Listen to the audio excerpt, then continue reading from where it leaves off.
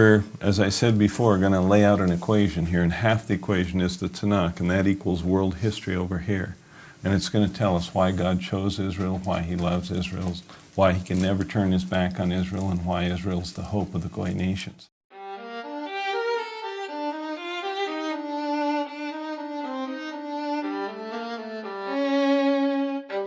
So we'll start right in Bereshit, Perek 1, and Pasuk 1, 2, and 3. Okay? And I know you guys have all memorized this, but I'll go ahead and read it in English here, and you can follow in Hebrew. In the beginning, God created the heavens and the earth was without form and void, and darkness was upon the face of the deep, and the Spirit of God moved upon the face of the waters, and God said, "Let there be light," and there was light. So right here we have Elohim, the Ruach Elohim, and the voice of God. Okay, and according to this, God spoke, and by his voice he created everything. Okay, well, we know that Einstein wrote an equation that says E equals mc squared, which tells us that everything we see, feel, taste, smell, or hear is made out of power. It's all made out of atoms, which are made out of neutrons, protons, electrons, all particles of power. So the question comes, where did all that power come from? And the answer is that God spoke, and by his power he created everything. Okay, then we know that the first law of thermodynamics tells us that matter can neither be created or destroyed. Okay, in other words, as we examine matter scientifically, it's eternal. We can change the form of matter, but we can't create matter, and we can't destroy matter. Okay, so how could that be, though? Because the second law of thermodynamics, entropy, tells us everything is wearing out, slowing down, cooling off, going from order to chaos. And that law tells us there had to be a beginning. So how could matter be eternal if there was a beginning? Well, the question then comes, whose power is matter made out of? And it's made out of Elohim's power. He spoke and created it all, and he is the eternal one. Okay, and that becomes very important, because what we find out is that everything that God does is always forever. Okay, everything that Elohim does. And so everything that we'll look at tonight, here as we're studying, we'll take out all the way into eternity. Every concept we look at, all right? Now, at that point, we realize this voice of God spoke and created everything. If I say, "Let there be light," what happens? Nothing. So this God's voice has this tremendous ability to create. Okay, and we know many in Israel are waiting for the Mashiach to come, and some think he was Lubavitch, and some think he'll be some other man, and some think he'll be Elohim coming out of the heavens. Okay, well, we believe that this voice of God is the Mashiach. Now, there's no proof for that here, okay?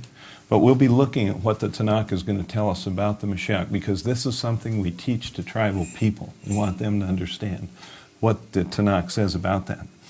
So at that point, let's turn the page and look at Pasuk 26. And I'll go ahead and read it in English. And God said, "Let us make man in our image, after our likeness." So here we have us, our, and our. God speaks 3 times in the plural here. Okay, well, why does God speak in the plural? Well, some people believe it's because God is speaking to the angels. Okay, but we're going to look at what the Tanakh tells us about the angels, and we're going to find out that the angels are created beings just like we are. Okay? And they have no power to create. And what we think is happening here is Elohim is speaking within the Echad of himself, between Elohim, the Ruach Elohim, and the voice of God. Okay, now, how do we teach that concept to tribal people? Okay, when I taught in a tribe, I taught this. And when I was teaching this, what I would do is I would have a chalkboard here. And I would draw a picture of a deer on the chalkboard. And then I would say to the tribal people, "What happens when you shoot the deer?" And they would say to me, "The life where the breath leaves, and the body's there." So then I asked the tribal people, "And what do you do with the body?" And they said, "We eat the body." Okay, so then I draw a man here. Then I asked the tribal people, "What happens when you shoot the man?" And they said, "The life of the breath leaves, and the body's there." So then I said to them, "And what do you do with the body?" And they just looked at me, because I'd been there 4 years. We'd been to a lot of funerals. We knew what they did. So then I said, "Would you eat the body?" And they said, "No, we would never eat the body." And I said, "Why not?" And they said, "Because he has an eternal spirit that lives forever. And if we were to eat that body, we would insult that spirit, so we would never eat the body. So then I said to the tribal people, so you're saying that we have a body kind of like an animal has, is that right? And they said, yeah, that's right. And we have life or breath in the body like the animal has, is that right? They said, yes, that's true. And I said, and those two things can be separated. They said, yes. And then I said, but we have an eternal spirit that the animal doesn't have. They said, yes, that's right. So I said, so you're saying I have 3 parts in me? They said, yeah, that's right. And here it says that we're created in God's image after His likeness. So if we're created in God's image after His likeness, and we have 3 parts in us, it only makes sense to think that Elohim would have 3 parts in Him also. Elohim, the Ra Elohim, and the voice of God. Okay, so that's how we get that idea conceptually across to tribal people. All right, but now we're going to move on from that.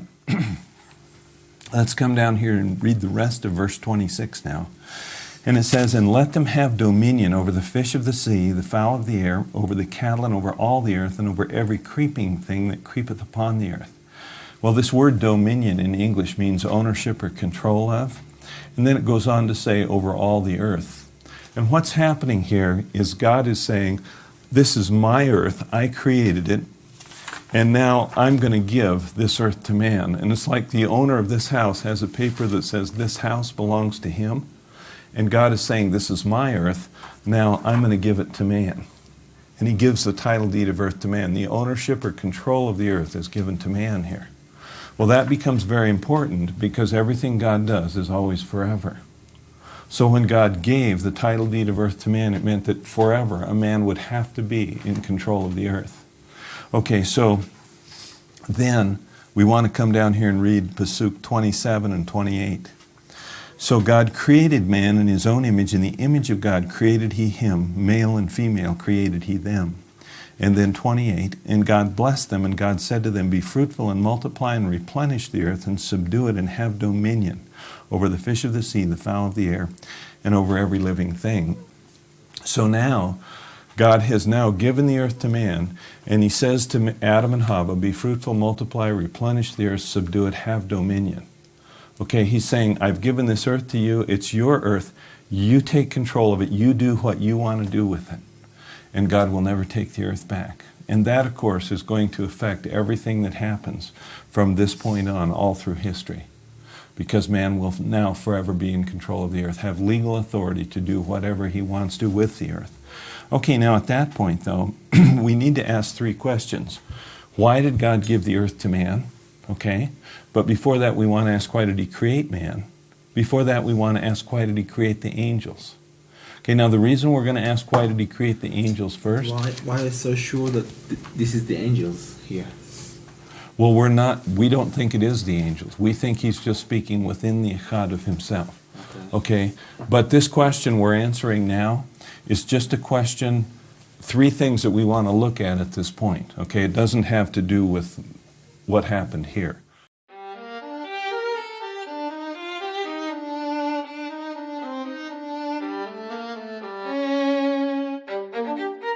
Okay, but we do want to find out why God created the angels.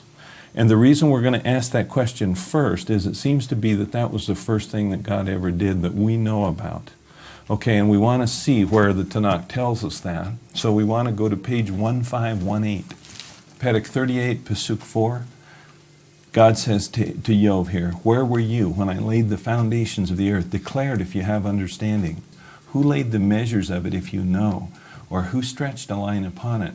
Now what we have to remember as we read this is God is talking about something that happened before the first day of creation. Okay? We remember on the first day of creation the earth is there and it's covered with water.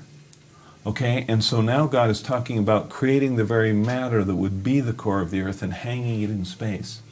That had to happen before the first day of creation. All right? So then we come down here to Pasuk 6. Whereupon are the foundations of it fastened, or who laid the cornerstone thereof? Okay, now 7. When the morning stars sang together and all the sons of God shouted for joy. Well, who are these morning stars and these sons of God? Well, these morning stars can't be physical stars because the physical stars, according to the Bible, aren't created till the fourth day of creation. What we have is, as God is creating the very core of the earth and he's hanging it in space, all the angels are watching and they're singing and shouting for joy. Okay, now what does that tell us about the angels?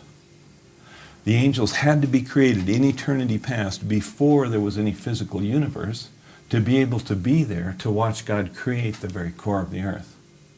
Okay, and because of that, that's why we're going to ask first, why did God create the angels? That's the first question we want to ask, just because that it seems to be the first thing God did. So in our minds, to answer that question, we have to remember that the Tanakh teaches that Elohim is the same yesterday, today, and forever. So if we were to draw a continuum, a line that went forever in each direction, no matter where we would go in eternity past or eternity future, we would find out that Elohim is exactly like he is right today. So with that thought in mind then, we want to try to think back in eternity past and ask the question, why did God create the angels? So in our minds we say, okay, before there were any flowers or trees or mountains or sun or moon or stars or time or light, way, way back in the beginning, why did God create the angels? And I've actually had people raise their hand here and say, well, maybe he was lonely. He hadn't created anything yet. Okay, so no, he wasn't lonely, all right? So then, why did he create the angels then? Well, the answer we get back now is because God loved to love and he loved to be loved. It would be like if we took a family from here in Cochabamba and we moved them out to the coast of Brazil where there's no roads, no people, no towns, just this family here. The father and the mother love each other. They love the children. The children love the father and the mother. So socially, that family is a complete unit. They don't need anything. And that's how we picture Elohim for all eternity past. Because he loved to love and he loved to love within himself, he was complete. He needed nothing. Okay, now we ask the question again, why did he create the angels? Now at this point, the answer we get back is because God loved to love and he loved to be loved. In other words, it was like Elohim is saying, I'm creating these angels because I want these angels to be able to experience this wonderful thing, this love I have within myself. Now we realize that for these angels to be able to experience love, they had to be free moral agents. In other words, the angels had to be able to say, we love you, God, or we don't love you, God, or we hate you, God, or there is no God, or I am God, or anything they wanted to say. And if they couldn't do that, they would be like machines or robots. They could never be real. Okay, so when God created the angels, he gave them a free will. Now it's very important to remember, when God created the angels, he gave them eternal life. And when he gave them a free will, we're going to find out he gave them an eternal free will. All right? Now that may sound strange or crazy at this point. Okay, I realize that. This is really against the Judaism. Well, we'll see. It really isn't. Go ahead. In Judaism, there is a tradition that say why God give the Torah, give the Bible to the Jewish, and that the angels don't want that he will give it to the Jewish because they said the human beings are not perfect. Mm-hmm. So why you giving the you know this? No, go ahead. And then Moshe, you know Moshe, Mm-hmm. come to answer them. He said, he gave us the Bible because we have a free will and you don't have. We are not perfect, Mm-hmm. but we have a free will, and angels. the Bible is necessary only for somebody who have free will. Okay. Well, what we'll see is the Bible's going to tell us. We're going to see right here in the Tanakh that the angels really do have free will. Okay. The Tanakh is going to tell us that. Okay. So, but this is very important, and I realize this is a strange idea at this point. As we take it out into eternity, you're going to see that it makes perfect sense. Okay, I realize at this point it doesn't. Okay, so I understand how you're feeling about it. All right, now at that point, though, we need to ask the question, why did God create man? And now the answer we get back is the same. God created man because he wanted man to be able to experience the love he had within himself. And so also God had to give man a free will. In other words, man had to be able to say, we love you, God, or we don't love you, God, or we hate you, God, or there is no God, or I am God, or anything he wanted to say. Okay, and when God created man, he gave man an eternal spirit, eternal life, and we're going to find out he actually gave eternal free will also, okay? We'll be taking that out into eternity and seeing how it works. Now the next question is, why did God give the title deed of earth to man? And we remember from the Tanakh that God created the earth in 6 days, and on the seventh day we were to rest and remember that God created the earth in 6 days and gave it to us.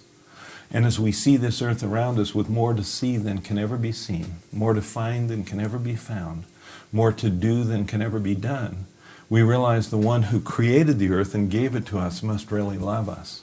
And that's exactly what God wanted us to understand, that he loved us.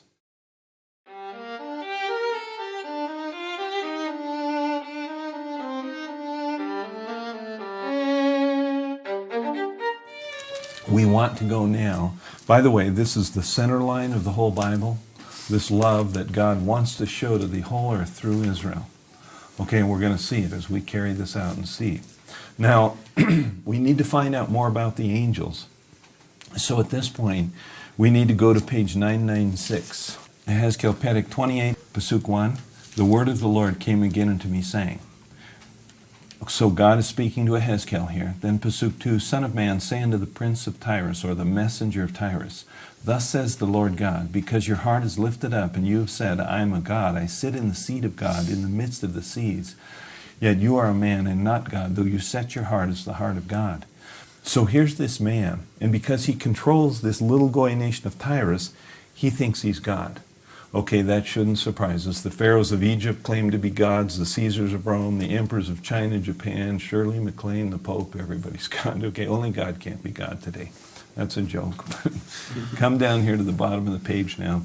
Pasuk 11, Moreover the word of the Lord came unto me, saying. So again God is speaking to Ehezkel here.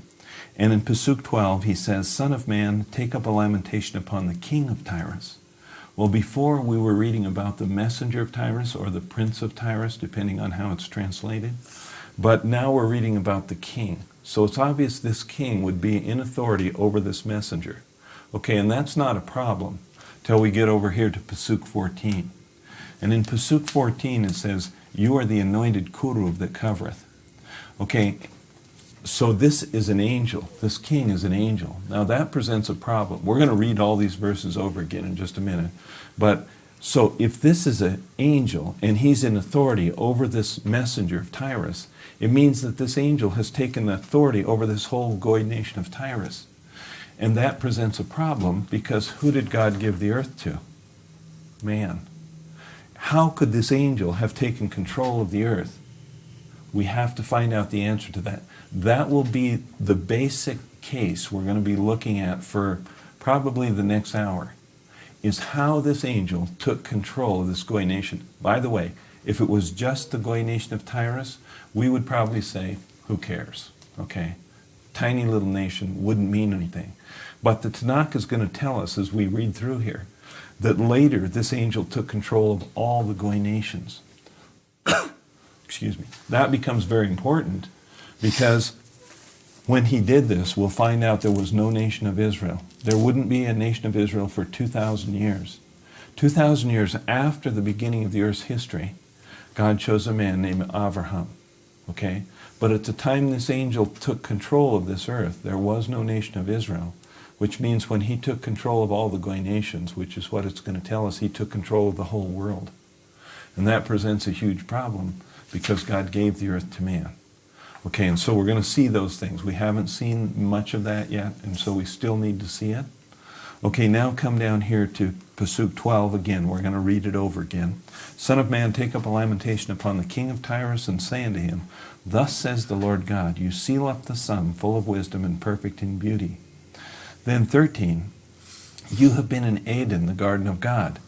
Well, how could this king have been in Gan Eden?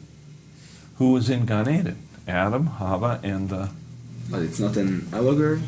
No, it's not. We'll find out that it's not. I realize, Eden, that it may sound like that, and that it may seem like that to people who read this the first time. But we're going to, as we put together this equation, and you see the outcome of the equation is going to show us that what actually they're stating here is exactly what really happened. And that's going to explain to us why Israel is so very important, okay? And why the descendants of Abraham have had all the problems they've had, okay? And it'll be encouraging to you as you see it, all right? So let's keep going here now. So how was this king in Eden? Well, who was in Eden? Adam, Hava, and the snake. And what we're going to find out is this angel, this king, is the one who caused the snake to speak. Okay, now that might sound crazy or stupid at this point, okay, but when we see it all laid out, we're going to see it makes perfect sense. Okay, and it really explains to us what's happening in the world. Okay, so now come down here to 13. You have been in Eden, the garden of God. Every precious stone was your covering. The sardius, the topaz, the diamond, the beryl, the onyx, the jasper, the sapphire, the emerald, the carbuncle, and gold. The workmanship of thy tabrets and of thy pipes was prepared in thee in the day that thou wast created. Okay, so he's a created being, just like you and I are, this angel. Then 14 says, you are the anointed kuruv that covereth. This word anointed is limshach, okay? This is what Samuel did when God sent him out. Well, first Samuel went, he anointed Saul. And what that meant was now that God was recognizing Saul as being in authority over all of Israel. Then later Samuel went out and anointed David, which meant at that point that God was now recognizing David as being in authority over all of Israel. So when we read about an anointed one, we're reading about one who God put in authority over something. So what we have to ask here is, what did God put this angel in authority over? And what we're going to find out is God put this angel in authority over all the other angels in eternity past before there was any physical universe. Okay, so let's go ahead and read 14 again. You are the anointed kuruv that covereth. I have set you so. God saying, I put you in that position. You are upon the holy mountain of God. You walked up and down in the midst of the stones of fire. Then 15, you were perfect in your ways from the day that you were created. So when God created this angel, he was tamim, okay? The Hebrew word. And that means innocent, basically. He had no knowledge of evil. There was no evil in him. And that's very important because as we think back to Bereshit Perek 1, we see that as God created everything, he said it was good, it was good, it was very good. And what that's telling us is God did not create evil, which means we have to answer the question, where did evil come from? And I'm going to answer that very carefully in just a minute. Before I do, though, I want to point out something about Elohim here. Elohim loves to love, and he loves to be loved within himself. Those are characteristics of a personality, okay? In other words, he's not like Luke Skywalker, may the force be with you. He's not just a force. He cares, he loves.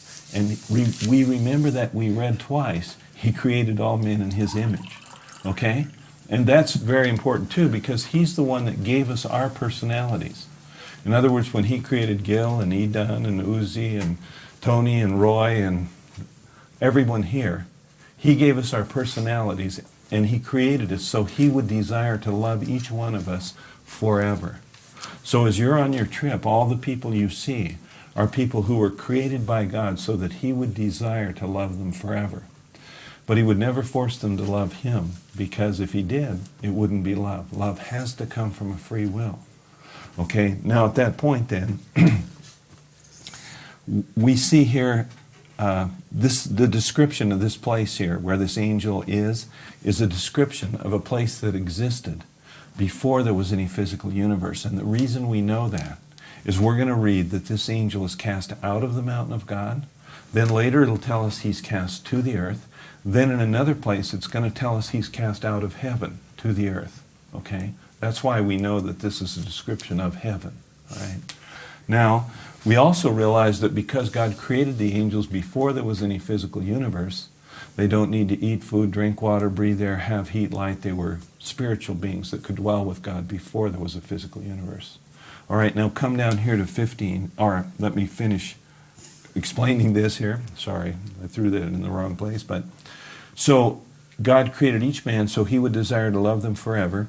And There's more that we need to know about God, though. He's the fountainhead of personality. He's the one who loves and cares about each one of us far more than we can ever understand. Okay, and God is light, life, love, truth, purity, freedom, joy, peace. He is these things. So when God gave free will to the angels, the only way he could do that is allow the angels to turn away from him, which means they could go from light to darkness, love to hate, life to death, truth to lies, purity to filth, freedom to slavery, on and on. In other words, the angels had to be able to create these other things. That was the only way they could experience love. Now, in a very real sense, these other things are not real, and yet they're very real to those who create them. Okay, it's like heat or cold is the absence of heat. Darkness is the absence of light. What we find out is when we turn away from God and begin to do these other things, these are actually the absence of all that he is. All right, but he gave the angels free will to create those things. Now, when God created man, he gave man the ability to turn away from him the same way. That was the only way he could give us free will, is allow us to turn away from him, which means we could go from light to darkness, love to hate, life to death, truth to lies, purity to filth, freedom to slavery, on and on. Okay, now at that point, what we want to look at, read this again. That's where evil came from, all right? And another thing that I need to mention here is if at any time God would have wanted to end evil on the earth, the only way he could do that is to take away free will, okay? And if he did that, we couldn't experience love. And that's why on this earth that God will allow men to carry out very evil things, because he will not intervene on free will. For the most part, there's obviously times when he does intervene for reasons, but we don't have time to go into all those. So let's come down here and read 15 again. You were perfect in your ways from the day that you were created, till iniquity was found in you. Then 16. Now 16 and 17 will explain to us what happened to this angel. Okay, by the multitude of your merchandise they have filled you with violence, and you have sinned. Therefore I will cast you as profane out of the mountain of God, and I will destroy you, O covering cherub. Remember I told you he'd be cast out of the mountain of God? Here we just read the first time that this is told to us. I will destroy you, O covering cherub, from the midst of the stones of fire. Your heart was lifted up because of your beauty. You have been corrupted by your wisdom and reason of your brightness. I will cast you to the ground. So now he's cast out of the mountain of God to the ground, or to the earth. Then it says, I will lay you before kings that they may behold you. So there's a time coming when God will judge this angel before the kings. Now who are these kings? Well, these kings are all the kings that have ever lived on this earth. And how could that be? Because many kings have already lived and died, and some haven't even lived yet.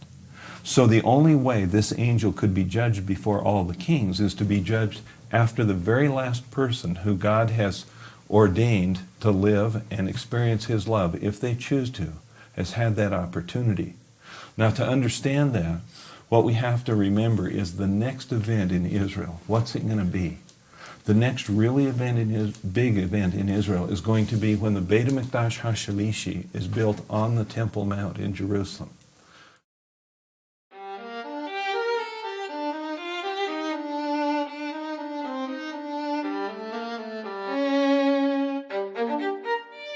The next really big event in Israel is going to be when the Beit HaMikdash HaShalishi is built on the Temple Mount in Jerusalem. Okay? And that Beit HaMikdash will stand on the Temple Mount for 7 years at that point. And the Tanakh is going to tell us that. We're going to see that very clearly.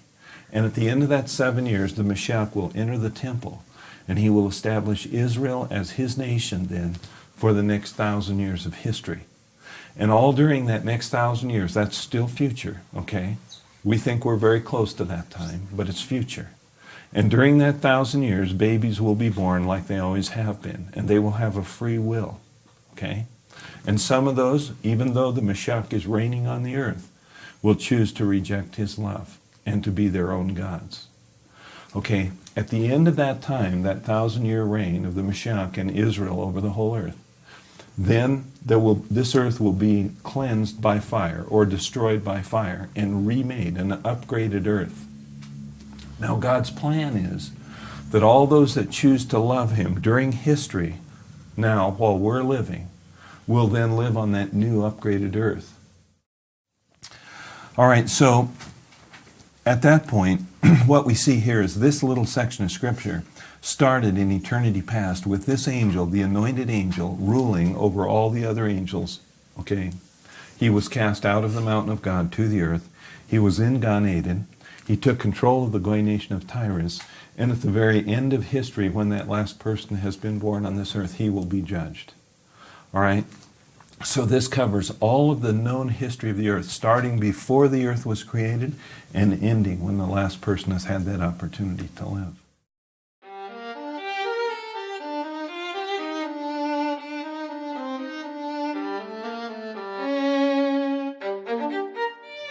We need to find out more about this angel, so we need to go to page 751, Isaiah 14, and Pasuk 12, 13, 14, and 15. How are you fallen from heaven, O Ben-Shahar, son of the morning, or Lucifer, son of the morning? How are you cut down to the ground, which did control the Goy nations, is what this says in the Hebrew. Okay, so this angel right here took control of all the Goy nations. If this angel controlled all the Goy nations, who controlled the little Goy nation of Tyrus? It had to be the same angel, didn't it? If he controls all the Goy nations, Tyrus is one of those nations. And that tells us we're still reading about the same one here. And we read he's cast out of heaven or fallen from heaven, and then he's cut down to the ground or to the earth, just like the other angel. And that's telling us we're still reading about the same one. Now, the important thing to remember here is what we're going to find out is he took control of all the Goy nations in the very beginning of time, before there was any nation of Israel. 2,000 years later, God chose a man, Abraham. Okay, now, we have to remember, Abraham had no Jewish parents. Okay, Abraham was a Goy. But God chose this man to be the father of his nation Israel, that God, Elohim, would love above all other nations for all eternity. When this angel's cast out of heaven, he becomes Satan. He takes control of the Goy nations, but he will never take control of Israel, because Israel is God's nation. Okay? Now, we have to remember, all the people in Israel have the same free will as all other men. They can choose to love God or hate God or be God, just like all other men. But as a people and as a nation, a geographical location, Israel has been set apart to forever be loved by God above all other nations, and used of God to show his love to the world. Okay, and Satan took control of the Goy nations. We're going to see that. We have to see how that happened, because the earth was given to man, not to the angels. Okay, so now let's read 13 and 14 again. And again, this will tell us why this angel was cast out of heaven. 13, for you have said in your heart, I will ascend into heaven. I will exalt my throne above the stars of God. I will sit upon the mount of the congregation in the sides of the north. Then 14, I will ascend above the heights of the clouds. I will be like the Most High. So this angel says, I'm going to be God. Could he say that? Yes. Why? Free will. He can say anything he wants to say. But he can't say that and remain in the presence of Elohim. So when he says, I'm going to be God, God casts him out of heaven to the earth. By the way, it tells us in the Brit Hadashah, the New Testament, that he, in the last book, chapter 12, that when he's cast out of heaven, he takes 1/3 of the angels with him. In other words, they want to be gods also. So they choose to follow him. Okay, we don't know how many that is, because nobody knows how many angels there are. It could be millions or billions that chose to follow Satan. We don't know, this angel. Now come down here to 15, though. Yet you shall be brought down to Sheol, to the sides of the pit. Okay, so why did God create this place called Sheol, or hell, if he really gave free will, eternal free will? Why would he create this place? Well, what we have to understand is God really did give free will. Because of that, he had to create a place where there was no part of himself there. Now, he sees what's happening there, he knows what's happening there, but there's no part of him there. which means there's no light, life, love, truth, purity, freedom, joy, peace. None of Him there in that place. And all those who claim to be their own gods can forever be there and have all they can create, which is death, darkness, hatred, fear, slavery, war, filth, lies, on and on. Okay? And we have to understand today, if I, on this earth, if I say there is no God, I still drink the water He's created, breathe the air, see the sunlight, the animals, the mountains, the oceans, the islands of the sea. I'm right in the middle of His creation. But there's a day coming when all those who reject Him as Creator will forever be in a place where they can have all they can create, and none of His creation will be there. That's what Sheol is. Okay, in other words, God is faithful to allow them to be their own gods. Of course, there's another problem with that. If I'm God, you can't be God. And what that means is everybody there will hate each other because I'm God. Okay, and that's what we see on the earth today in many places. When we get leaders, a leader of a country who thinks he's God, that means, hey, no one else has any value. I can do whatever I want to do. And that's what men like Hitler and Stalin and Yasser Arafat and many others that are ruling countries right today really believe. Okay, if to take the illustration a little further, if two people in a marriage both think they're God, okay, we have big problems, don't we? Okay, if even one of those people thinks they're God, we still have big problems. The only way a marriage can really work is if two people realize they're created by God to experience His love and to love each other. At that point, as they draw closer to Elohim, they draw closer to each other.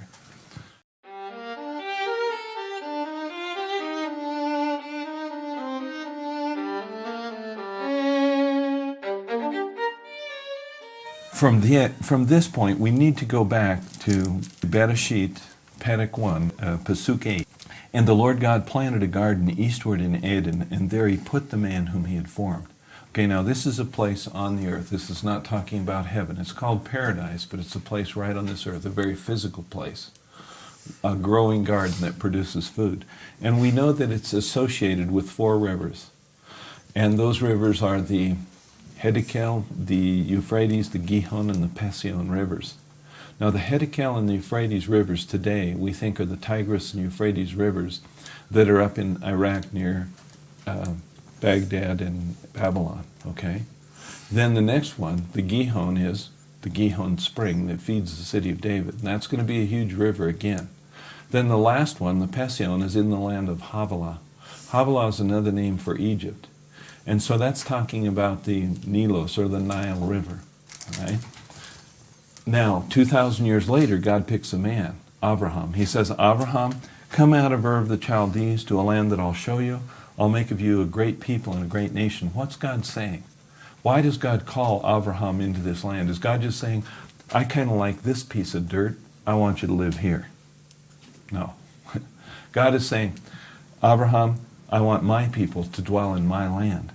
And at the end of Perek 15, or chapter 15 of Genesis, it tells us what land God is giving to Abraham. It says, Abraham, I'm giving you all the land from the Tigris and Euphrates rivers to the great river of Egypt. In other words, the exact land that had been Gan Be'eden before. Why? Well, the reason is that Ha-Eretz is going to be Gan Be'eden again when the Mashiach enters that Beit HaMikdash HaShalishi. And it describes it for us in Ezekiel 48. And the temple is on the Temple Mount facing east, the Beit HaMikdash HaShalishi, and Ezekiel is shown by an angel. There's a huge river coming out from under the HaKodesh HaKodeshim, the Holy of Holies, flowing to the south, and then it turns east and flows all the way to the Gulf of Aqaba. And the river is 1,000 cubits wide. That's about 500 meters. And Ezekiel walks across the river 3 times. The first time it's up to his ankles, then it's up to his calves, then it's up to his thighs, then it's a river no man could cross. That's what he says. In other words, it's a huge river flowing from Mount Moriah, the Temple Mount in Jerusalem, to the east. And it tells us wherever that river flows, it purifies the waters of the whole world, and it brings life out of the waters. Okay, then it tells us the trees on the sides of the river, the leaves are for the healing of the nations. And what it's describing for us is that when the Mashiach comes, Ha-Eretz is going to be Gan Be'eden again. That's God's plan. In other words, when Adam and Chava turned and walked away from God, did they destroy God's plan for Gan Be'eden? No.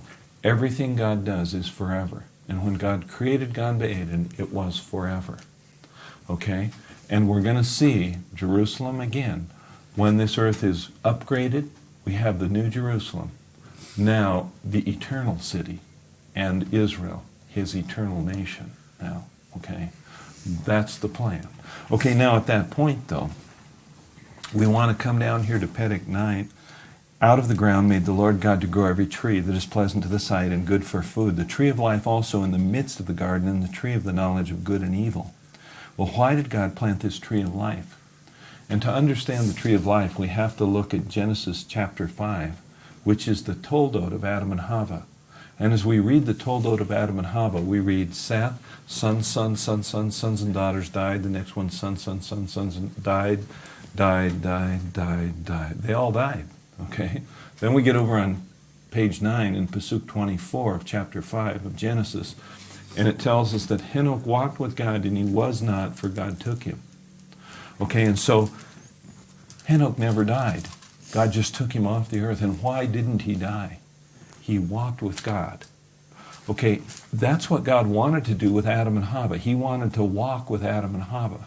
And we remember that they heard the sound of him walking in the garden, which tells us God took on a physical body to walk with them, to teach them, to love them. Okay, but they chose to walk away from God. So Henoch becomes a picture of what would have happened to Adam and Chava had they walked with God. They would never have experienced death. There would have been a time they would have eaten of the tree of life here. Their physical bodies would not have died. They would have lived this long period of time. During that time, God would have taught them. When he had taught them everything he wanted them to know, he would just instantly change them and take them into heaven, where he dwelt with the angels in eternity past, to wait for either the Mashiach entering that third temple to return to the earth, or this upgraded earth after the 1,000-year reign of the Mashiach. I'm not sure when they would come back exactly. Okay, but now, at that point, so God's plan was not the strong survive and the weak die. God's plan was nobody dies. That was his plan. He knew Adam and Chava would turn and walk away from him, but he had to allow them to do that. Because if he didn't give them free will, if they couldn't turn away from God, they would be like machines or robots. They could never be real, and they could never experience love. And that's God's whole purpose for us being on this earth. That's why he had to give free will. Okay, now at that point, though, why did God plant this tree of the knowledge of good and evil? Okay, and I'm going to answer that real carefully in just a minute. But before I do, I want to ask another question. Why did God say to Adam and Chava, in the day you eat of this tree, you'll surely die? What was God saying? Well, what God was saying is, I love you. I'm the source of life, creator of life, giver of life, sustainer of life. Don't turn away from me, because if you turn away from me, the only thing out there is death. Okay, he was warning them. It would be just like our children. We're out here playing in the yard. We would say to our children, don't go out in the street, because if you go out in the street, you'll get run over by a car and you'll die. And why would we say that? We love them and we don't want them to die, right? And that's what God was saying. He was saying, I love you. I don't want you to die. Don't eat of that tree. Okay, now, excuse me. At that point, we want to now look at why this tree was so important. We know that God had given the title deed of earth to Adam and Chava. In other words, they owned all the trees, all the animals, everything was theirs. There was no law. There wasn't even one law. In other words, they could do anything they wanted to do. And God planted this tree of the knowledge of good and evil so they would have a way to turn away from him. Okay, but it's more important than that, because we remember that there was a time in Yov when all the morning stars and the sons of God are watching God create the core of the earth, and they're singing and shouting for joy. Okay, and they're still watching right today. That's what the Tanakh and the Brit Hadashah tell us. You might get me a cough drop. So, now at that point, all the angels are watching, and now Adam and Hava have a way to make a statement before all the angels in heaven. They can now say, because Satan had said, I'm going to be God, okay? And so many of the angels had turned their backs on God. Now they have an opportunity to say, God, because we love you and we trust you and we believe what you said, we'll never eat from that tree. Okay? And in other words, to make the statement that God was real. And why was that so important? Well, the reason it was so important is there was one angel in eternity past who said to God, Satan said to God, God, you claim you created us to experience your love, but you're a liar, God. You created us because you want to force us to serve you. I'm going to prove you're a liar and love does not exist, and I have the power and I'm going to be God. And that's when God cast Satan out of heaven to the earth. Okay? Now, now, Adam and Hava have a way to make a statement, no, love really is real. Okay, but God has just told Adam and Hava, if you eat of this tree, you'll die, and who's watching? All the angels. And what do the angels know at this point? If I can get Adam and Hava to eat of this tree, I can prove God's a liar and love does not exist. Satan knows this at this point, okay? I can prove all Adam and Hava care about is being gods, having power. I can prove love does not exist. I can take control of man who God created, and he loves man, and he created man in his image, and I hate God because he cast me out of heaven. I can bring death to God's creation, man. I can take control of the earth God gave to man, the title deed of the earth, and I have the power and I can be God. And there's actually many more reasons why Satan would want to take control of the earth here, okay? But Satan has a problem. He has to get Adam and Hava to think about eating this tree, and he doesn't have a physical body. And God took on a physical body to teach Adam and Hava. So how is Satan going to be able to speak to Adam and Hava? He's a spirit. Well, he has to have a physical body somehow to do that. He could come into another man, but there aren't any other man. So he has to come into an animal. But all the animals are under Adam and Eve's authority. But for some reason, this dinosaur, snake, dragon, whatever he is, before he loses his legs, decides to allow Satan to use him. And we come to the story of the talking snake. So the snake comes to Hava, and the snake says, God knows in the day you eat of that tree, you'll become like a god. Okay, and what he's really saying is, Hava, God doesn't want you to eat that tree because he's jealous. He doesn't want you to be like he is. And Hava thinks about that, and she wants to make her own decisions. She eats of the fruit. She gives to her husband. He eats, and who's watching? All the angels of heaven are watching. Satan just did this, and God's watching. No doubt at this point, Satan says to God, God, you claim you created these two people to experience your love, but I've just proved you're a liar, God. And love does not exist. All they want is power. And I've taken control of man that you created. I've brought death to your creation, man. I've taken control of the earth you gave to man, and I have the power, and I'm going to be God. And God says, Satan, you're wrong. And God comes into Gan Eden, and he says, Adam, Adam, where are you? And Adam says, I was hiding because I was afraid, because I was naked. And God says, who told you you were naked? Did you eat of the tree I told you not to eat of?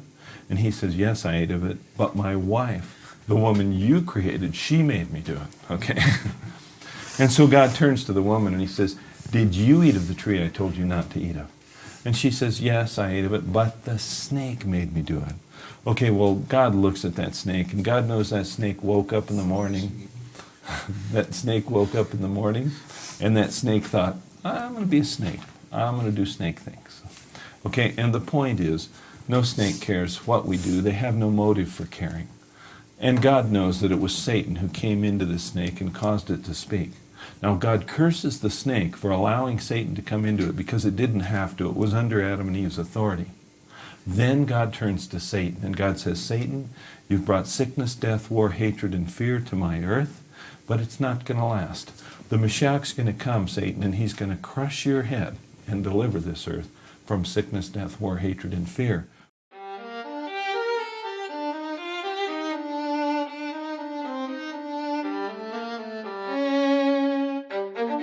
And God says, Satan, you've brought sickness, death, war, hatred, and fear to my earth, but it's not going to last. The Mashiach's going to come, Satan, and he's going to crush your head and deliver this earth from sickness, death, war, hatred, and fear. Well, where does the Tanakh say that? Page 5 in Pasuk 15, which is chapter 3, or Perek 3 and verse 15, or Pasuk 15. 14 tells us that God cursed the snake, and he did that because the snake allowed Satan to use it. Then in 15, we read this. Now God turns to Satan here in chapter 15.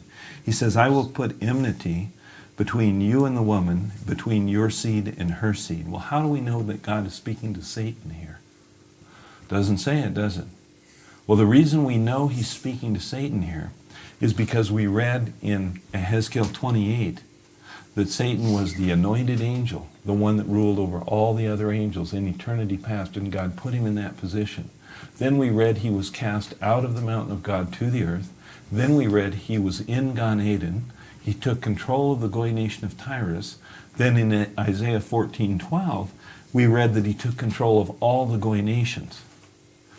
So, we know the earth was given to man. If we don't find out how Satan took control of the Goy nations, the Tanakh makes no sense at all. And if it didn't happen here, it didn't happen. This is where man turned his back on God and gave the title deed of birth to Satan. Okay? And as we find this out, this is going to explain all history to us. It'll become very clear at this point. All right? So, let's go back to 15. I will put enmity between you and the woman, between your seed and her seed. Okay, so hatred between you, Satan, and the woman, between your seed, Satan, and her seed. Who are Satan's seed? As far as we know, seed refers to children, and the angels can't have children. Well, who are Satan's seed? Well, it's this third of the angels that chose to follow Satan, became like his children, but also it's all of men. And why would I say it's all men? Well, if we were to have doctors and scientists here tonight, and I have had many here, and we were to say to them, what does the DNA tell us about history? They would tell us the DNA seems to indicate that all men came from an original pair, the Y chromosome of the woman, the X chromosome of the man. And we believe that is true, and we believe that's what it's describing right here. And that means that when Adam and Hava stood in front of this tree, we were all genetically in their bodies. In other words, the genetic plan for every person that would ever live was physically in the body of Adam and Hava. The plan for you and I was physically there. And the Bible is saying more than that, though. It's saying we were not only physically there, somehow we actually made the decision with Adam and Hava to eat that tree. Okay? In other words, it was like I was there and Satan said, if you eat this tree, you'll become a god. And I said, Satan, I believe you. I want to be a god. I'm going to eat from that tree. And so I ate from that tree, okay? Now, when I did, then I said, Satan, here, we're going to follow you. You take control of the earth. And I gave the title deed of the earth to Satan at that point. And when I did, God had said, in the day you eat of that tree, you'll die. When I chose to follow Satan, I gave Satan legal authority to kill every man and woman that would ever live, both physically and spiritually. In other words, we all became murderers at that point. Okay? And we brought death to this earth. I will put enmity between you and the woman, between your seed and her seed. Okay, so Satan's seed is all of men and a third of the angels that chose to follow him. We all became like his children at that point. Okay?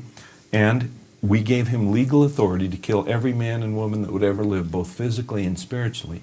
Physical death is when you're squished or all your blood's drained out or something. And after we die physically, Satan then had legal authority to take us to Sheol, where we would forever be separated from Elohim, the source of life. So first he could kill us physically, then he could kill us spiritually by taking us away from God. Okay, and we gave him that authority. We want to come back here to 15. I will put enmity, hatred between you, Satan, and the woman, between your seed and her seed. And so Satan's seed is all of men, a third of the angels. And who is her seed? It's just one child. It says, it shall bruise your head. This one child, Satan, that's going to be born from this woman is going to crush your head. Now, when you crush somebody's head, they die. But in this case, no, because Satan is a spiritual being. He can't die. And so what's happening here is God is telling Satan, the Mashiach will crush your ability to be the head over the earth. In other words, deliver the earth from your power. So what we found out here is that now this Mashiach would crush the head of Satan. All right, and what that's telling us is that not that he would kill Satan, but that he would have the power to take the control or the headship over the earth away from Satan. And then we come down here and it says, and you shall crush his heel. In other words, Satan would have the power to crush the foot of the Mashiach. Now, when you crush somebody's foot, do they die? No. And what we have to remember is Satan had just gained legal authority to kill every man and every woman, both physically and spiritually, that would ever live. We gave him that authority. Now he finds out when the Mashiach comes, he can't kill him. He can only hurt him or crush his foot. So the Mashiach is not like other men. All right, now at that point, there's something much more important here we have to look at, and it's this. As we examine the Toldot of Adam and Hava, the descendants of Adam and Hava, we see Seth, sons and daughters died. The next one, sons. We always see the name of the man given wherever a child is born. And as we go to the descendants of Noah, again we see all the names of the men. Then we go to the descendants of Abraham, we see all the names of the fathers. Wherever a child is born, God always tells us the name of the father. There's Sarah, Rachel, Rahab. There's different ones there, the wives named, but the name of the father is always given. Then we go to the Brit Hadashah, Matthew 1, all the names of the men are given. Luke 3, all the names of the men. God never tells us about the birth of a child without giving us the name of the father. And yet here, this child is born from a woman, and there's no man even mentioned. Why is no man mentioned here when God always gives the name of the Father? There's only one logical explanation, and it's this. The Mashiach would be born of a Betula, a virgin. He will crush Satan's head, or take the power of the earth away from Satan. It says that all the followers of Satan will hate him. That means all of us will hate the Mashiach. He will be a male child. And I'm leaving one out, but let's keep going anyway. God has just told Satan these 5 things about the Mashiach. And at this point, what's Satan going to try to do? Okay, he's going to wait for the Mashiach to come and kill him. He thinks he's defeated God. He's taken control of the title deed of earth. He's gained legal authority to kill all men. He doesn't believe God when God says you can hurt the Mashiach, but you can't kill him.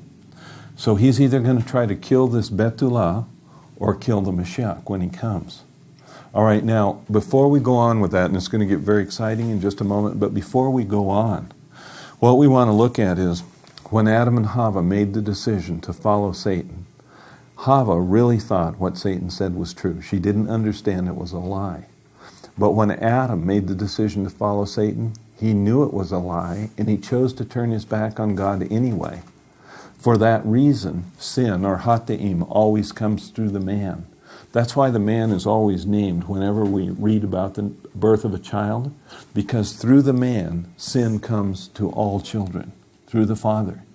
So if the Mashiach had a human father, he would be under Satan's authority, just like I am, and he couldn't help us.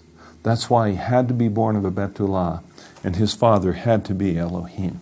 That was the only way he could deliver us from Satan's power. Okay, the Tanakh is going to tell us much more about the Mashiach. It's going to really lay this out for us, okay? But we're just starting to look at when it's first mentioned here.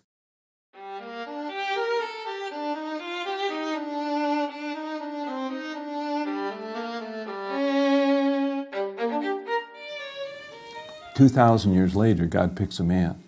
His name is Abraham. God says, Abraham, come out of Ur of the Chaldees to a land that I'll show you, and I'll make of you a great people and a great nation. And I'll bless those, Abraham, who bless you, and I'll curse those who curse you, Abraham.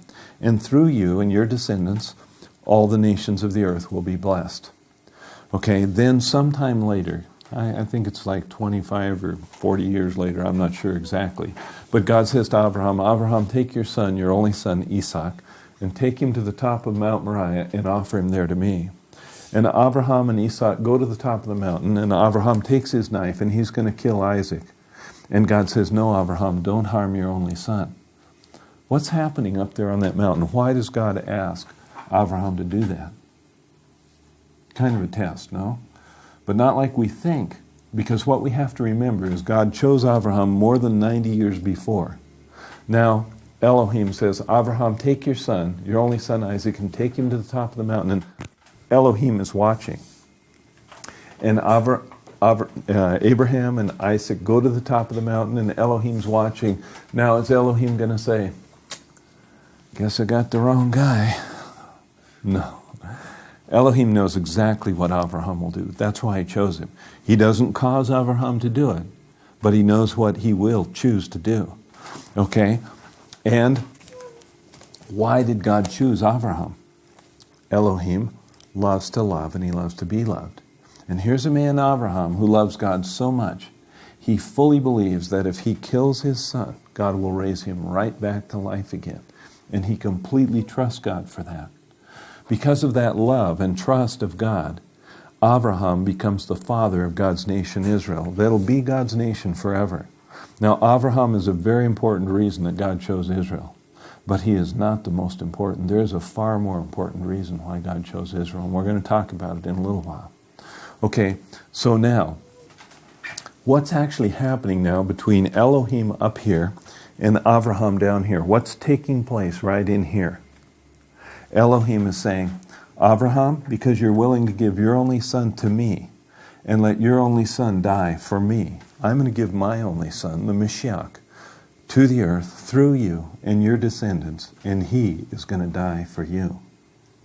Okay, the promise of the Mashiach coming through Israel now is completed because Abraham is willing to give his son to God. Okay? The Mashiach is more son of God than me. Yes, much Why? more. We're going to find out, okay? We haven't found out yet, but we will find out. The Tanakh is going to tell us, okay? If I tell you, it would just seem like my idea wouldn't mean anything. So we have to see it right from here. But the Tanakh is going to tell us why, okay? It's because my father was a human and the Mashiach's father was Elohim, all right? My father is Elohim, I said. But your physical father wasn't Elohim, okay? And we're going to, this has to be the child of Elohim. If you or I were the Mashiach, we couldn't help anyone because we all had human fathers. Okay, and sin always comes through the Father to all men. The Mashiach is also a man. He's a man, but born of a woman. According to the Bible, the Mashiach means king, that the Kohen put on him the oil. That's right. So David was Mashiach. The anointed one. David was Mashiach, and Shlomo was Mashiach, and all the king, and Shaul, all of the king are Mashiach. They were all anointed kings, that's true. They are Mashiach, physically Mashiach. This is the Mashiach is from the Hebrew word Mashuach, that you put oil on him. So yeah, it's Lim Shah. It's the anointing. Yeah. So, that's right. Okay, but the Tanakh is going to tell us much more about the Mashiach.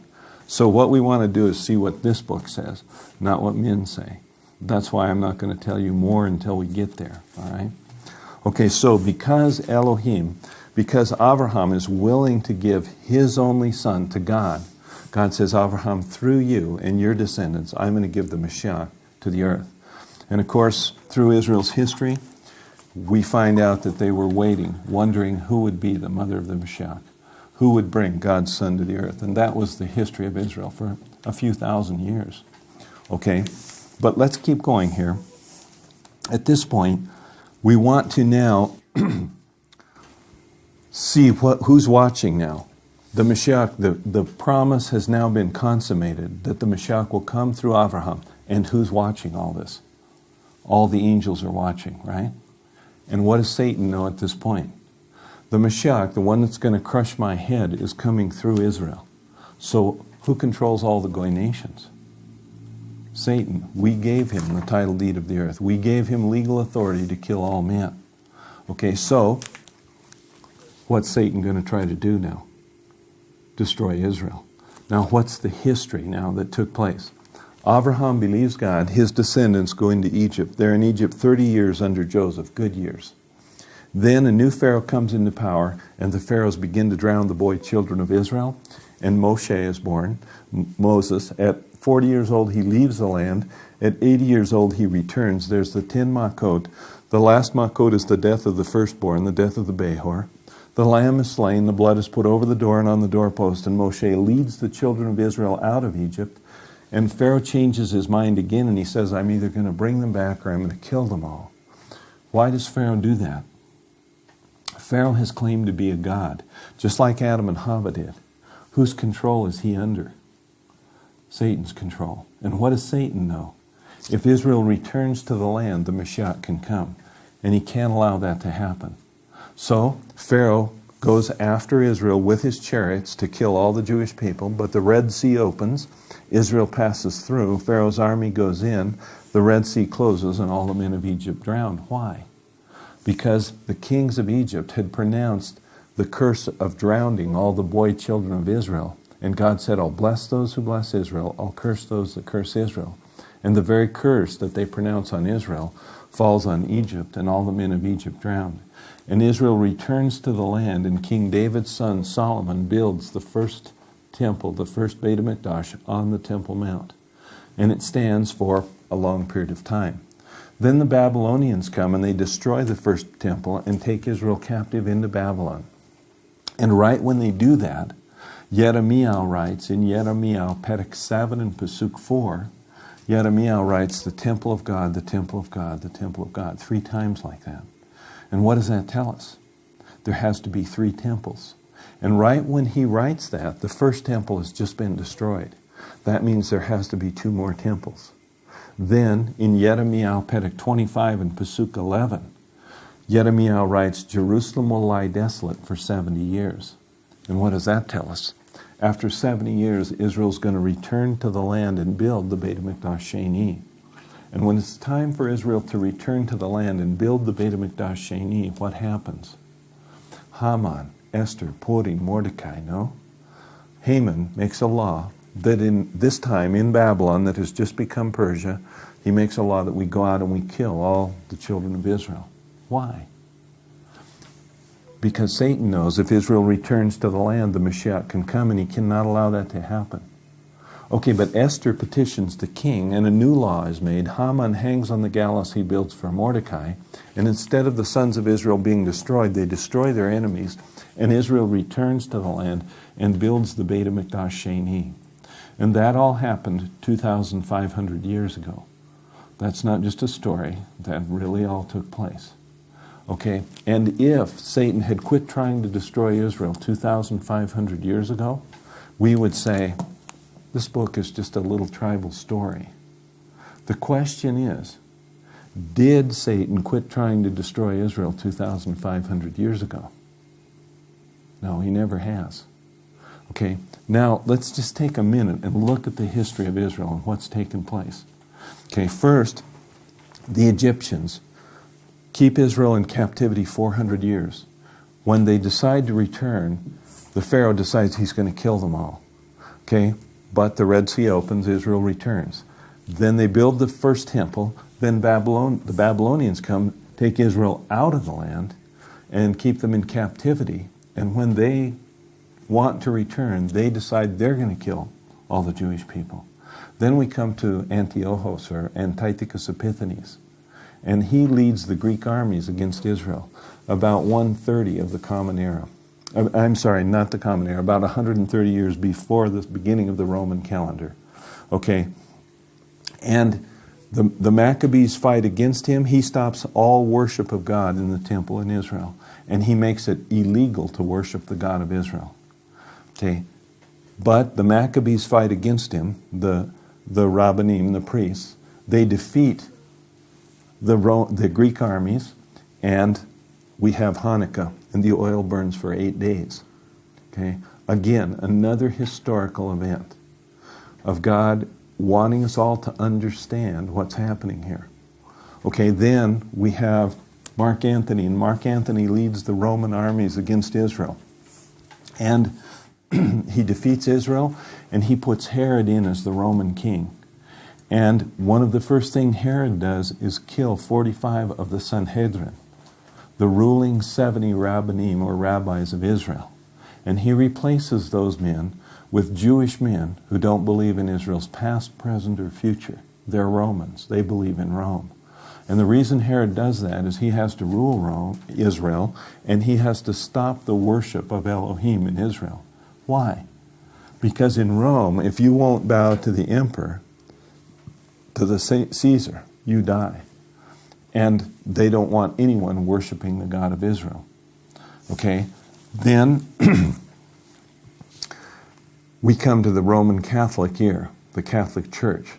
And in the 10th century, the Catholic Church makes the laws: Jewish people cannot own land, cannot marry Gentiles, cannot have Gentile employees, on and on. And then they go throughout all of Europe and down into Israel and kill thousands of Jewish people. Then in 1492, the Catholic Church carries out the Spanish Inquisition. Again, they kill thousands of Jewish people. So what is this Catholic Church, this Christian church here? What is it? Okay, well, to understand it, we have to go back to the time that Yehoshua, or Jesus, was on earth. And Rome killed Yehoshua. Then Rome killed 10 of his 12 Talmudim. Then Rome began killing believers in the Tanakh and the Brit Hadashah. Okay, that went on until 312 of the Common Era. And that's when Constantine came to power in Rome. And Constantine made it legal to be a believer in the Tanakh and the Brit Hadashah. Now, if you've read the Da Vinci Code, on one of the very first pages of the Da Vinci Code, there's a little box like this. And inside that box it says, all the descriptions of charts and artifacts are accurate and true. Okay? That's all fiction. Okay? Now, from there on, the whole book is fiction. Okay? But the point is, Constantine really did make it legal to be a believer in the Tanakh and the Brit Hadashah. The rest of the book is just fiction. Now, Constantine then, what you are saying is that the Crusades was caused by Satan, or Satan influence? Definitely, very definitely. So the Catholic Church and the anti-Jewish or Muslim rules are also... That's right. Was created by Satan. Exactly, Gil. You're exactly right. Satan hates Israel because he knows that the Mashiach is going to enter that third temple. And when the Mashiach enters that third temple, Satan is going to lose control of this earth. And this earth is going to be restored, and restored to what God intended it to be. And Ha'eretz is going to be God Be'eden again. That's exactly right. Okay, that's why Israel But in the third temple, will they worship the Messiah or Jesus or I don't know, the God of Israel or the Jewish people? We'll talk more about that as we go through here, okay?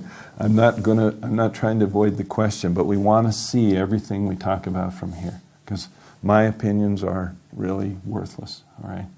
If this book doesn't tell us these things, then we don't want to believe them.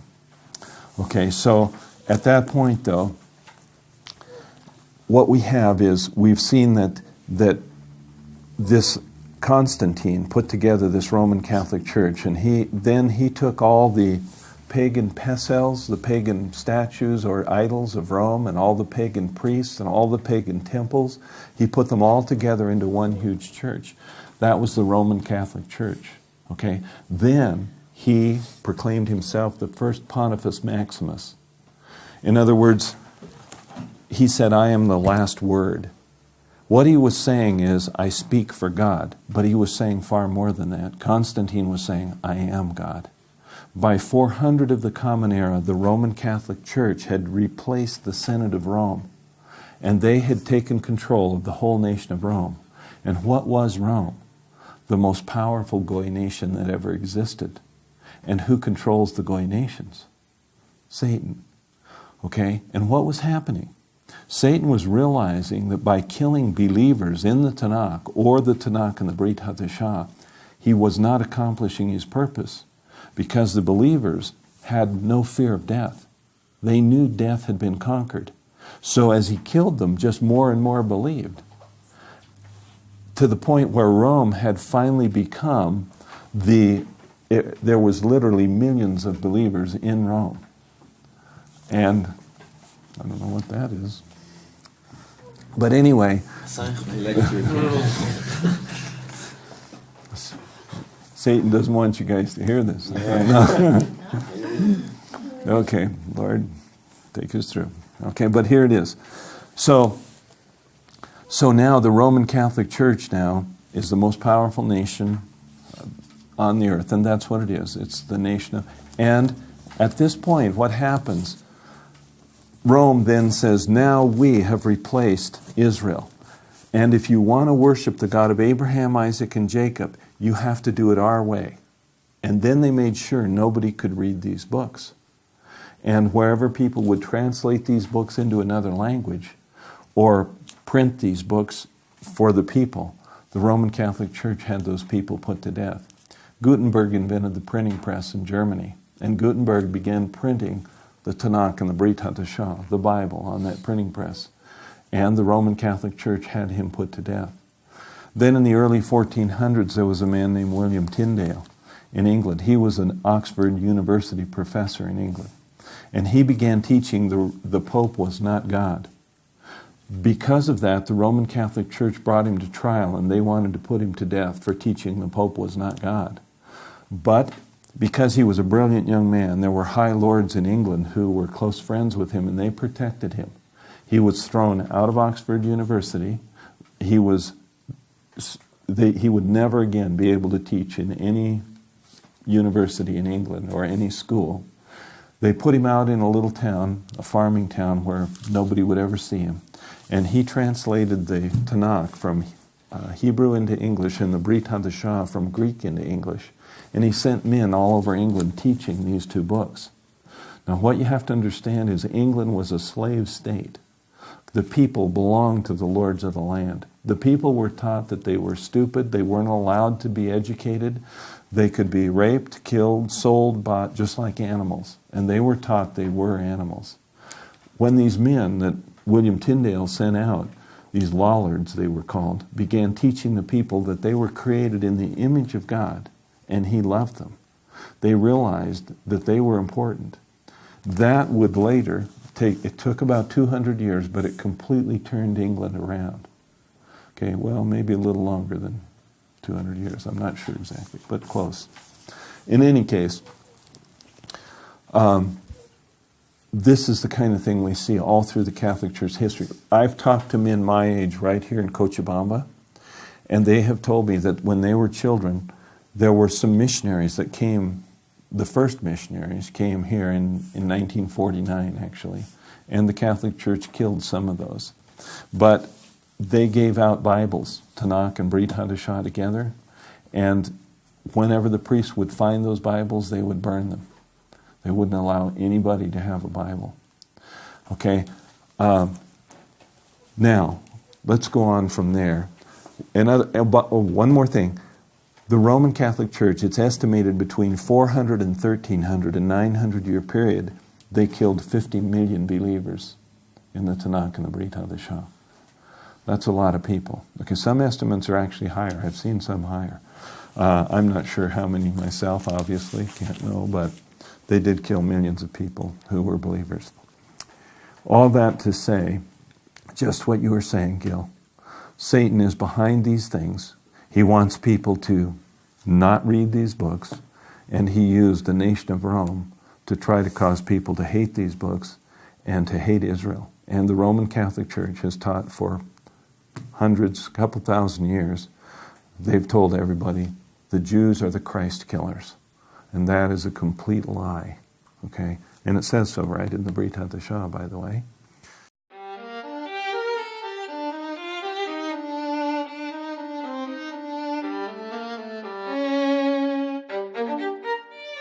Now, at that point, we come to modern history, and in the end of the 1800s, there was a man named Dreyfus. He was a French army officer, and he was accused of treason.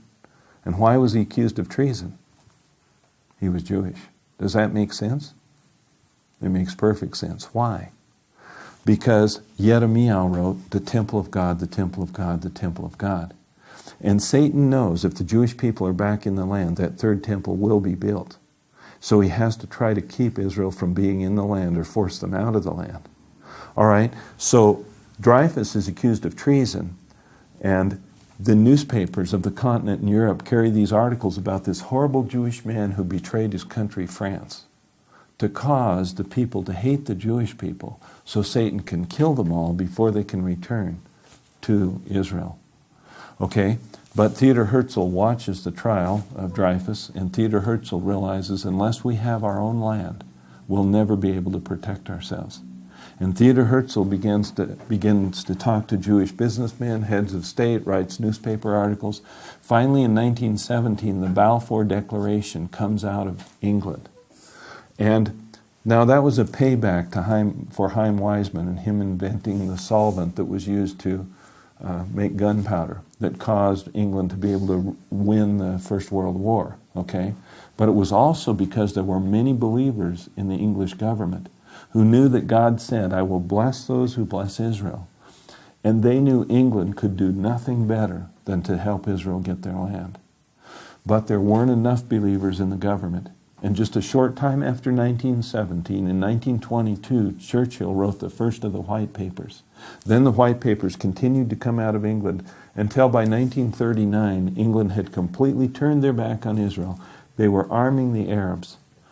When England did that, Hitler sent the bombers across the English Channel, and the cultural economic center, London, was almost completely destroyed of Britain. Why? Well, what you have to understand is for 100 years before that, maybe a little longer, England had been sending missionaries teaching just what you're hearing right here, to Africa, China, India, Canada, Australia, the U.S., all over the world. And Satan wanted to destroy England, but he couldn't do it as long as they loved Israel and the God of Israel. When they turned their back on the Jewish people, they walked away from God's protection. Then Satan could do anything he wanted to do, and England was almost destroyed.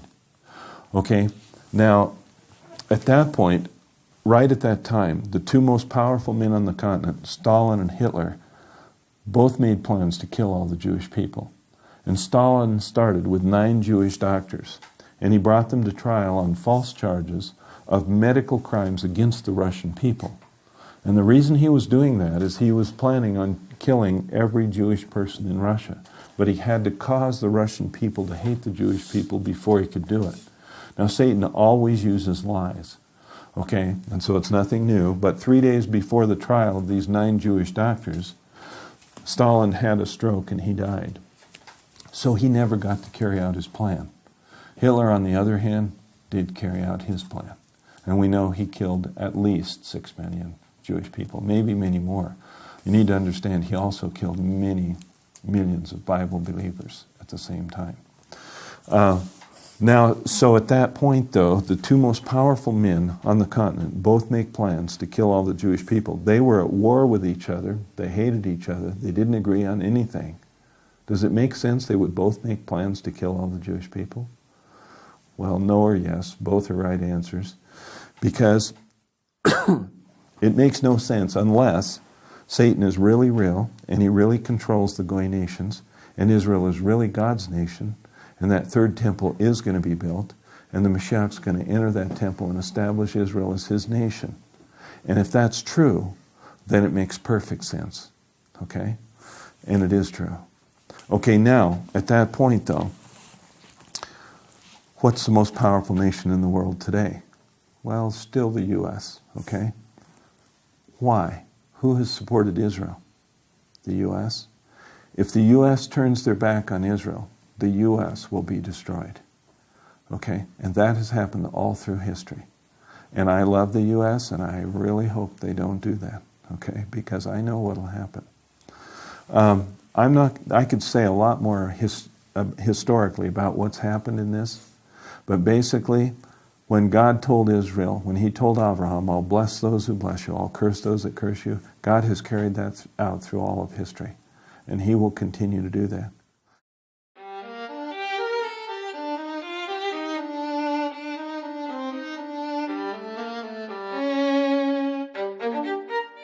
Okay, now though, we need to go back and find out, where does this Bible tell us about this love of God?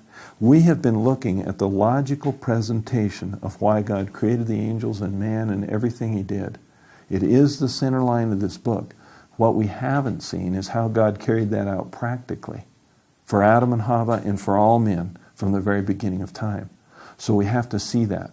So we need to go to page 6 and Pasuk 21 in the Tanakh. That's Genesis 3 and verse 21. And it says here, unto Adam also and to his wife did the Lord God make coats of skins and clothe them. So God made coats of skins. Well, where do skins come from? Animals, right? And what had to happen to the animal? Had to die, right? So what's happening here? God comes into Gan Eden and he told Adam and Hava, in the day you eat of that tree, you have to die. It's time for Adam and Hava to die. Now God comes into the garden and he says, Adam and Hava, it's time for you to die, but because I love you, this innocent lamb is going to die in your place. And God cuts the throat of the lamb and he makes kaparah. The dam is for the mizbeach, to make kaparah. The blood is for the altar, to make atonement for sin. He's teaching. Okay, he takes the skin off the lamb, he makes a coat, he puts it on Adam, then he takes another lamb and again he teaches, he makes kaparah again. This shows them how to shed the blood. Then he takes the skin off the lamb, he makes a coat, he puts it on Hava. Then God says, now, Adam and Hava, if you will admit that when you turned away from me, you brought death to this earth and you caused the death of these two lambs, if you will admit that their blood had to be shed in place of your blood, then when I look at you and I see the skins of the innocent animals, you look innocent to me. And if you'll wear those skins, you can have eternal spiritual life with me. In other words, Satan would still have legal authority to kill them physically, but now after he killed them physically, he could not take them to Sheol because their sin had been dealt with. They could now live in God's presence. Okay, now, at that point though, how long did the skins last? No washing machines. So what did they do when they needed new skins? Kill another lamb. Okay, then they had children. The children had to have the right clothing, so kill more lambs. Every year the children grew. Every year new clothing. Every year killing more lambs. Every year more children being born. Continually killing lambs. Well, why do we say that? Well, we know that Adam and Hava, Adam and Eve, had two sons, Cain and Havel, or Adam, Cain and Abel. Abel became a keeper of sheep. Why did he become a keeper of sheep? They had to have the right clothing. They couldn't eat meat for 1,600 years after that. Not till after the flood of Noah did God allow man to eat meat. Okay? And so now, here, Hava becomes a keeper of sheep. Now, Cain and Havel become of age for Bar Mitzvah, to be responsible before God. Okay? Havel offers the fruit of the ground. Cain offers the fruit of the ground. And God says, Cain, unless you make the right offering, sin is waiting to destroy you or kill you. Did God tell Cain what to offer? No. Why not? He'd seen his parents make the right offering every year. He knew exactly what to offer. Then Havel makes his offer, and he offers a lamb of the first year. Did God tell Havel or Abel what to offer? No. Why not? Well, again, he'd seen his parents make the right offering every year. Then 2,000 years later, Abraham and Isaac are going to the top of Mount Moriah, where Abraham is going to offer Isaac to God. And as Abraham and Isaac walk up the mountain, Isaac turns to his father and he says, Father, I see the fire and the wood for the burnt offering, but where is the lamb? Why does he say that? What does it tell us? Yeah, he knew what had to be sacrificed. Now, what we have to remember is Abraham had no Jewish parents. He had no Jewish history. He was a goy. And yet he taught Isaac that a lamb had to be offered. And what does that tell us?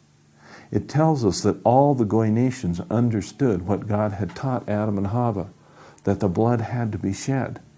Okay, and how did that happen? Well, Adam lived 900 years. Okay, Methuselah, the grandfather of Noah, lived 969 years. Adam and Methuselah overlapped 200 years, their lives. And one of Noah's sons lived 100 years while his grandfather Methuselah was still alive. He died the year of the flood, his grandfather. And that son was still alive when Abraham was alive. In other words, the information of what happened to Adam in the garden only had to go through Adam and not through Adam. Adam transmitted the information. It only had to go through Methuselah and the son of Noah to Abraham. Only two people.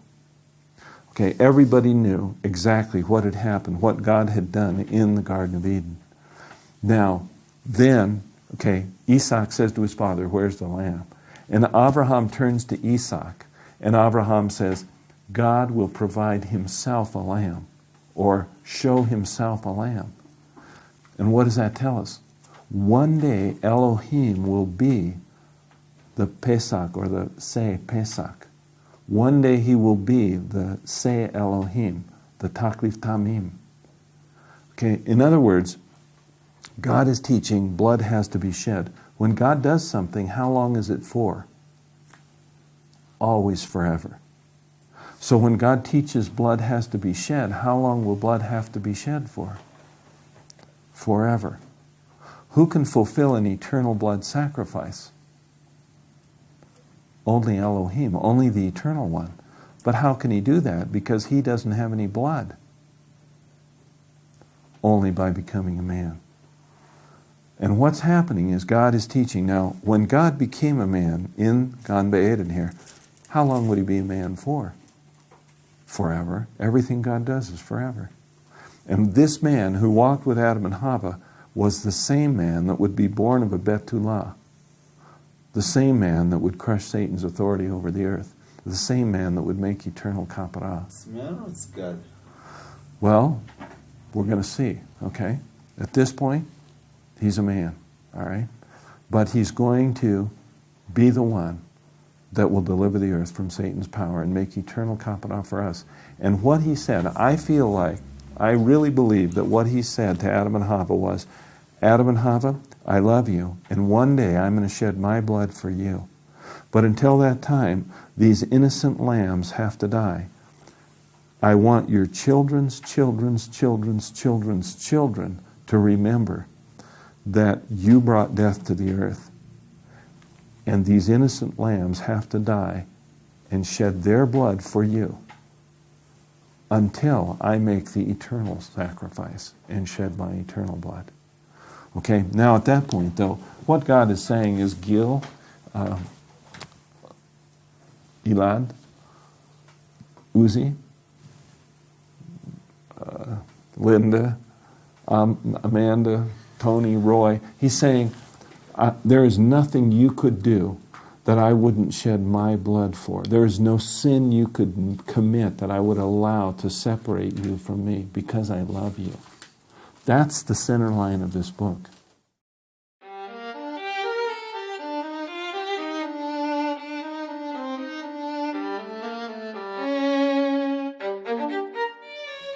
We want to go down here to Pasuk 22 on page 6. And it says, and the Lord God said, behold, the man has become as one of us. And again, God speaks in the plural. Okay, so at this point, we need to go to page 797. 797. So God again speaks in the plural. 797. Pasuk 15 starts out, ani dibarti, or in English, even I have spoken. Yea, I have called him, I have brought him, and he shall make his way prosperous. Then Pasuk 16, come ye near unto me, hear ye this. I have not spoken in secret from the beginning. So whoever the speaker is, he's saying, I spoke openly from the very beginning. He's not a man. Then he says, from the time that it was, there am I. In other words, I have spoken for all of time. Then he says, and now Elohim and the Ruach Elohim has sent me, the speaker. Well, who is this speaker? Well, let's turn the page and find out. At the top of the next page it says, thus says the Lord thy Golha. In other words, we have Elohim, the Ruach Elohim, and this voice of God who is the Meshach. And he says, the Holy One of Israel, I am the Lord thy God. Okay, so how does that work? Here we have Elohim, and we have the Ruach Elohim, and the voice of God, who is the Mashiach, who is Elohim. Well, if you hear me speak, who do you hear? Do you hear my body speak? Or do you hear the life or the breath in my body? Or do you hear my eternal spirit speak? Well, you just hear me because I'm just one. Okay? And Elohim has these three parts, just like me, and he's just one. Okay? Now, at that point, where else do we see Elohim, the Ruach Elohim, and the voice of God? Right, exactly. Bereshit, Perek 1. And so the Mashiach is the creator of all things, the voice of God, the one that will be the Mashiach, the one that will shed eternal blood for each of us because he loves us, the one that will be born through Israel, the one that will be a Jewish man.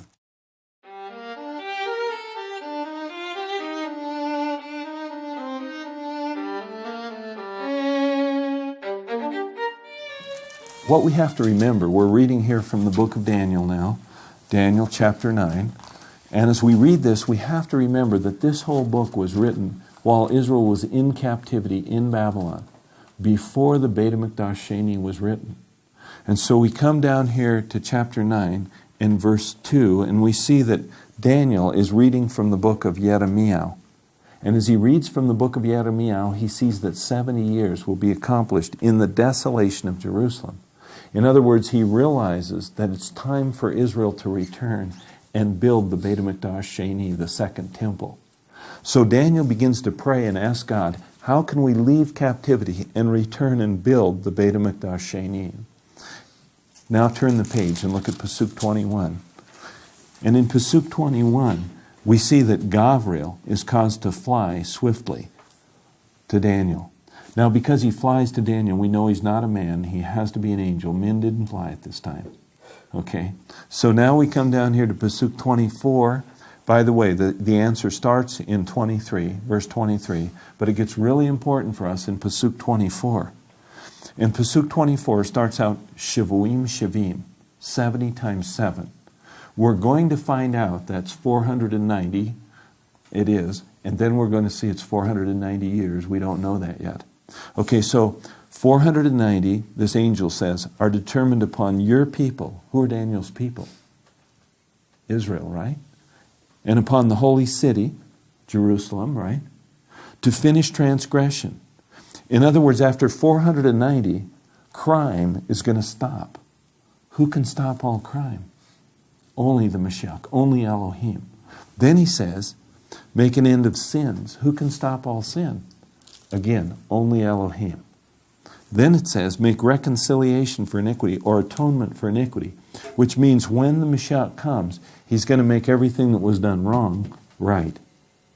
Okay? Then it says, bring in everlasting righteousness, which means when the Mashiach makes it right, it'll be right forever.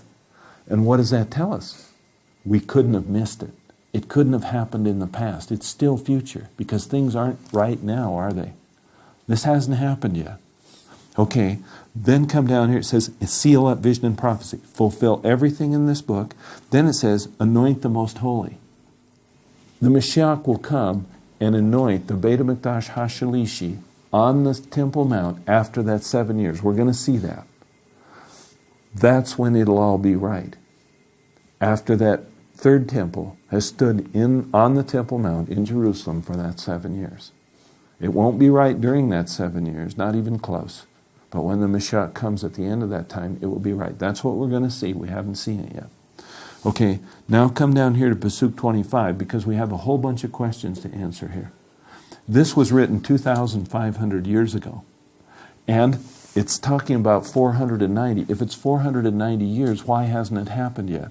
And when will that time period begin? And when will it end? And how do we know it's years anyway? There's a whole bunch of things we have to look at here. So we come to Pasuk 25. It says, know therefore and understand that from the going forth of the Devar, the commandment, to restore and rebuild Jerusalem, unto Messiah the Prince, shall be 7 sevens and 62 sevens. 7 sevens is 49 years, and 62 sevens is 434 years. That adds up to 483 years. And if we drew it out on a piece of paper, it would look just like this. And so here, what happens is the Koresh, or Cyrus in English, gives the command to Ezra to return and build the temple. And that's right here in the book of Ezra. In other words, after the angel told this was fulfilled historically in Israel's history. And King Cyrus gave the command to Ezra to return and rebuild the temple. And from the time the command was given, it was 2 years and 9 months, and you can read it right here, until Ezra stood on the Temple Mount. Then it was another 46 years from the time he actually started building the temple till the temple was completed. Exactly 49 years from the time the command was given till the temple was completed.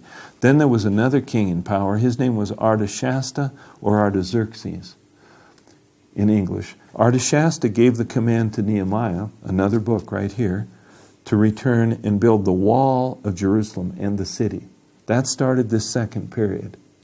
These two periods together are 483 years. And it says here that from the time this command is given, it will be these two periods, and the Mashiach will be on the earth. Now we have to find out what happens after this 62 sevens. Okay, so let's read the next verse. And after 62 sevens shall Messiah be cut off. In other words, at the end of this time period, the Mashiach will die. Then it says, but not for himself. Why does it say that? Well, he's the Se Elohim. He's the Se Pesach. He's the Taklit Tamim. He has to die for everyone else. He has to shed his eternal blood. Then it says, and the people of the prince that shall come, after he dies, the people of the prince that shall come shall destroy the city, Jerusalem, and the sanctuary, the Beit HaMikdash Sheni. So, after the Mashiach dies, the Beit HaMikdash Sheni will be destroyed. When was the Beit HaMikdash Sheni destroyed? Right, 70 of the Common Era, exactly. And who was it who came and destroyed the temple? Titus, no? With the Roman armies. And Flavius Josephus, a Jewish historian, was there with him. And he wrote the events that took place. And Titus told the whole army, no matter what, we will not destroy the Beit HaMikdash Sheni because it's known throughout the whole world for its beauty and its holiness. But then on Tisha B'Av, the 9th of Av, the Roman soldiers went insane and completely destroyed the temple. They disobeyed their orders. Okay, when was the first temple destroyed? Exactly, same day of the same month. Why? It will be in the next week and Right. We're close. Yeah. It's a bad time. Maybe? No, I don't think so. But the thing that was happening here is God had told Israel, he had told Daniel, that after the Mashiach died, the Beit HaMikdash Sheni would be destroyed. And God wanted all of Israel, all the world, to understand that the Mashiach had come and died. Now, why did God do it that way? Why did he tell Daniel this? Well, where were all the kaparot made? Where were all the blood sacrifices made? In the temple. Would God allow the temple to be destroyed and leave Israel without a way to have a blood sacrifice? No, he wouldn't. So before God would allow the temple to be destroyed, he was born of a Betullah. He came, he died, he shed eternal blood, so never again would an animal have to die. So that now the Beit HaMikdash Sheni could be destroyed, because eternal kapara had been made that could pay for sin past, present, and future for all eternity, for all who would believe. Okay, now, at that point though, if the Mashiach really came and died there, what would we expect to find? And to answer that question, we have to ask, why did God do this? God loves to love and he loves to be loved. And we read earlier, twice we read, God created all men in his image after his likeness. So if God created all men in his image after his likeness, and he loves all men, and he came and died here, what would we expect to find? A book written by Jewish men telling us about it. In other words, if this book is true, and it tells us the Mashiach has to die before the destruction of the temple, and the Mashiach didn't come, well, then this book isn't true, and we can't trust it. But if there's a book written by Jewish men telling us that the Mashiach actually came and died before the destruction of the second temple, then that proves that everything God wrote here is true. And the Tanakh, the Old Testament of Israel, was completed 400 years before the Mashiach would enter the temple. So if this was really fulfilled and the Mashiach came, we would expect another book written about it by Jewish men in all the languages of the world. If we don't find that book written about in all the languages of the world, these two books, then God didn't do this. Because God is, his whole motive is love, and all men are created in his image. So if any man would claim to be the Mashiach and claim to have died before the destruction of the second temple, if we don't find a book written about that in all the languages of the world, then he is lying. He wasn't the Mashiach. So what happens is this book proves that everything God wrote here is true. And God really does love us, and God did become a Jewish man, and he was born of a Betula, and he made eternal kapara because he loves each of us. Okay, now, let's take it a little further, though. What we have to remember is we gave the title deed of earth to Satan. And would God ever take the earth away from man? No. So who can reclaim the title deed of earth from Satan? Only a man. But it would have to be a man who never followed Satan. Because of that, Elohim had to become a man, live and die as a man, to have legal authority when he returns to the earth to reclaim the title deed of earth from Satan after that 7 years. What happened here? Koresh gave the command here. 483 years later, the Mashiach entered the temple. When he did, the time clock stopped. Okay? But what had the angel said? Shavuim Shavim. 490 years. There's still 7 years missing. Why? There's going to be another man that's going to give a command to build the Beit HaMikdash HaShalishi. From the time that command is given, the temple, the third temple, will stand just 7 years, and the same Mashiach who died here will enter the temple here. And because Elohim became a man, he now has legal authority to reclaim the earth as a man. Okay? Because only a man could reclaim the earth to Satan, from Satan, because the earth was legally given to man, and God would never take it back. In other words, only Elohim can fulfill his requirements. He has to shed the eternal blood, and he has to become a man to be able to reclaim the earth from Satan, so he can establish Israel as his nation legally on this earth for the next 1,000 years of the history of the earth. Okay, now, at that point then, what we want to look at is the actual historical fulfillment of these events. If the Mashiach came and entered this book tells us about it. Actually, 4 men, 3 Jewish men, write about their lives with Yahushua. The fourth man is a Goy. His name is Luke. He writes 2 of the 27 books in here. He writes the book of Luke and the book of Acts. The others are all written by Jewish men. Okay, all 4 of these men tell about the life of Yahushua, or Jesus.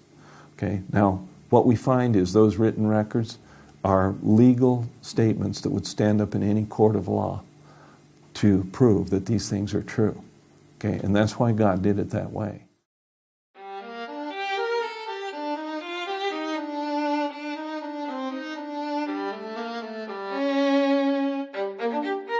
Now, so the Mashiach came here, according to this book. He rode into the temple on a donkey. The people were throwing palm branches in their clothing in the path of the donkey, and they were shouting, Hoshianu, to the Son of David. Hoshianu, to the Son of David. Save us now, Son of David. Okay, they understood who the Mashiach was. Okay, 5 days later, he was nailed to a Roman cross at 9 o'clock in the morning. Now, what happened was, remember the Sanhedrin was a Roman Sanhedrin, but they were Jewish men. And what did all Israel understand? The Mashiach was coming to establish Israel as his nation. Because of that, Rome feared Yeshua, and they knew the Jewish people would follow him in rebellion against Rome. They had to destroy him. So they arrested him the night before Pesach at midnight. They brought him to trial. They tried him at night. That was illegal in Israel. And it tells us in here they did it because they feared the people. And who were the people in Jerusalem the night before Pesach? Jewish people. And they would have protected Yahushua. So they tried him at night, and in the morning, early, they turned him over to the Roman army. And the Roman army whipped him. Okay? Now remember what it said in Bereshit, Perek 3, Pasuk 15? It said all of Satan's followers would hate the Mashiach. So when those Roman soldiers were given the command to whip Yehoshua, 39 stripes was considered a death sentence. But when they whipped Yehoshua, they didn't do it because they were commanded to do it. They not only were commanded to do it, they hated him. They didn't even know why they hated him. It's just like people who hate Israel today. They have no idea why. But it's because Satan really controls all men. All men became his children. And he controls the Goy nations. And he controlled those guards. So when they whipped Yehoshua, they whipped him worse than anyone they'd ever whipped. And it tells us in Isaiah 52 that the Mashiach would be unrecognizable after they finished whipping him. In other words, they not only whipped his back and his legs and his arms, they whipped his face. And he was bleeding from his whole body. Then he walked the Via de la Rosa, and by 9 in the morning he was nailed to the Roman cross, bleeding from his whole body. Now normally they didn't whip anyone they crucified. Crucifixion, they were nailed to the cross, they weren't bleeding anywhere, and it took several days to die because they had to die from dehydration or starvation. Very horrible death. But Yeshua was bleeding from his whole body because they'd whipped him so severely, so he only lived 6 hours. At 3 o'clock in the afternoon he died. That was the afternoon. That night would be Pesach. Start at 6 o'clock. And the priests, the Rabbanim, were beginning to kill the lambs for Pesach right at 3 o'clock. And Yeshua died as the final Say Elohim, the eternal Kapara. And all his blood was drained out. Why? He was the Say Pesach. He was the Say Elohim. All his blood had to be drained out because he was making eternal Kapara for all men, shedding his eternal blood. Okay, and then he hung on the cross then for another few hours, and the Roman soldiers came to take the bodies down because the priest didn't want any bodies hanging outside the city for Pesach. The 2 criminals were still alive, so they broke their legs between the knee and the ankle, both legs on both criminals. The reason they did that is these 2 criminals were hanging by their arms here. Their lungs were fully expanded. And the minute they broke their legs, they could no longer push up with their feet to exhale air, and they suffocated in a short time.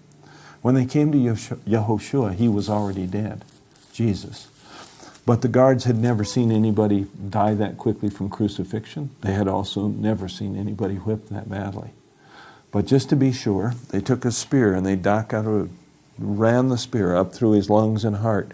When they pulled it out, blood and water, clear fluid and blood came out separated. And the Roman soldiers knew it took at least 2 hours for the clear fluid to separate from the blood in the lung cavity. So they knew he'd been dead 2 hours. And if he wasn't dead, they just put the spear through his lungs and heart. Then Joseph of Arimathea and Rabbi Nachdim would come, and they asked for the body of Yeshua. They're given the body. Okay, now, why did Yeshua have to die that way? Well, we know that the Seh Pesach can have no bones broken. The Passover lamb can't have any bones broken. And so Yehoshua couldn't have any bones broken. The Roman soldiers didn't know that. They had no idea why they were doing what they were doing. But God knew. And because he was the eternal Kapara, he had to die that way. So then the body's given to Rabbi Nachdimon and Joseph of Arimathea. They wrap it in the cloth and they put it in the tomb.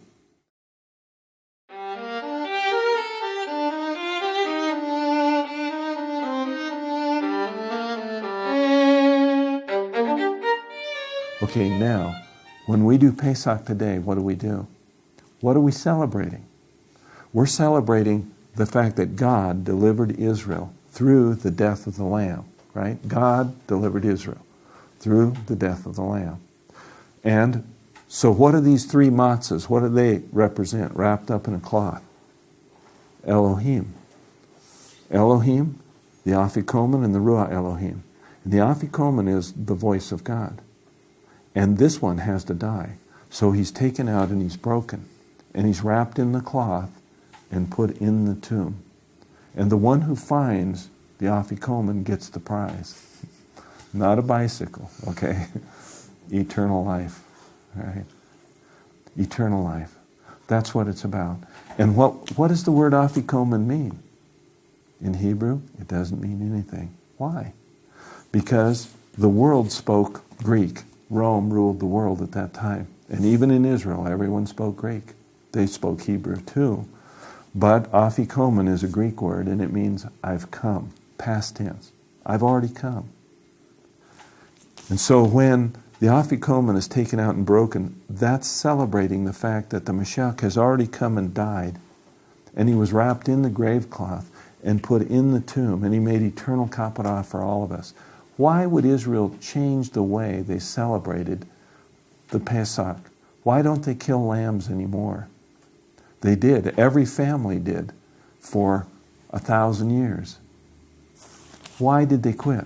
Well, the reason they did is because in Israel, when Yeshua died, most of Israel became believers. And they met together with those who were unbelievers in Israel, still believing the Mashiach hadn't come, for 160 years. Actually 130 years about after the Mashiach died, until the time of Rabbi Akiva. And Rabbi Akiva said you have to believe in Bar Kokhba as the Mashiach or leave Israel. That's when all the believers in Yeshua left. But before that happened, okay, these are just historical events. Okay, before that happened, Pesach had been completely changed. And the Pesach you celebrate today is celebrating the death of Yeshua. The Elohim, who is the three in the cloth wrapped up together, because the three, Elohim, the Ruah Elohim, and the voice of God, are one. And the Afikoman is the one who already died. Okay, so at this point, the Mashiach has died now, all right, and his Talmudim go into hiding in a locked room in Jerusalem, okay, because they know that the Romans that killed Yehoshua will come and kill them. But 3 days later, Yehoshua comes out of that tomb and he enters that room. But the doors are all locked. He doesn't go through any of the doors. He appears in the middle of the room. And his Talmudim jump back and they say, it's a ghost. And he says, no, touch me and feel me. I'm alive. And they realize he's not only alive, he's alive and he's healthier than he's ever been. And they realize death has been defeated at this point. Okay, then he walks on the earth for 40 days and 40 nights and appears to more than 500 different people who knew him personally. At the end of that time, he meets together with his Talmudim and many others in Jerusalem, and they walk out to Mount Zaitun, where they watch his physical body rise into heaven. And at that point, these men know that Elohim has become a Jewish man, and he has made eternal kapara to take care of their sin. And they now know that they can be in heaven with Elohim, and death has been forever defeated. And nothing can stop the message. And to make sure that we understand that, Rome kills thousands and thousands of believers in the next few years. And yet the message just keeps going forward to the point where Rome finally has to recognize these two books and say it's legal to believe them because they can't stop it.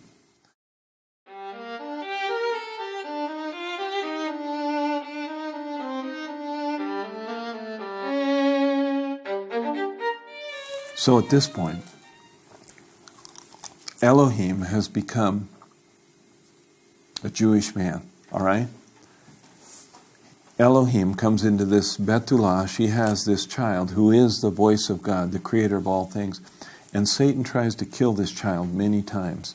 Finally, at the end of the Mashiach's life, he allows Satan to kill him. When Satan kills the Mashiach, Satan becomes a murderer. Because Satan had legal authority to kill every other man that ever lived, because we all have human fathers.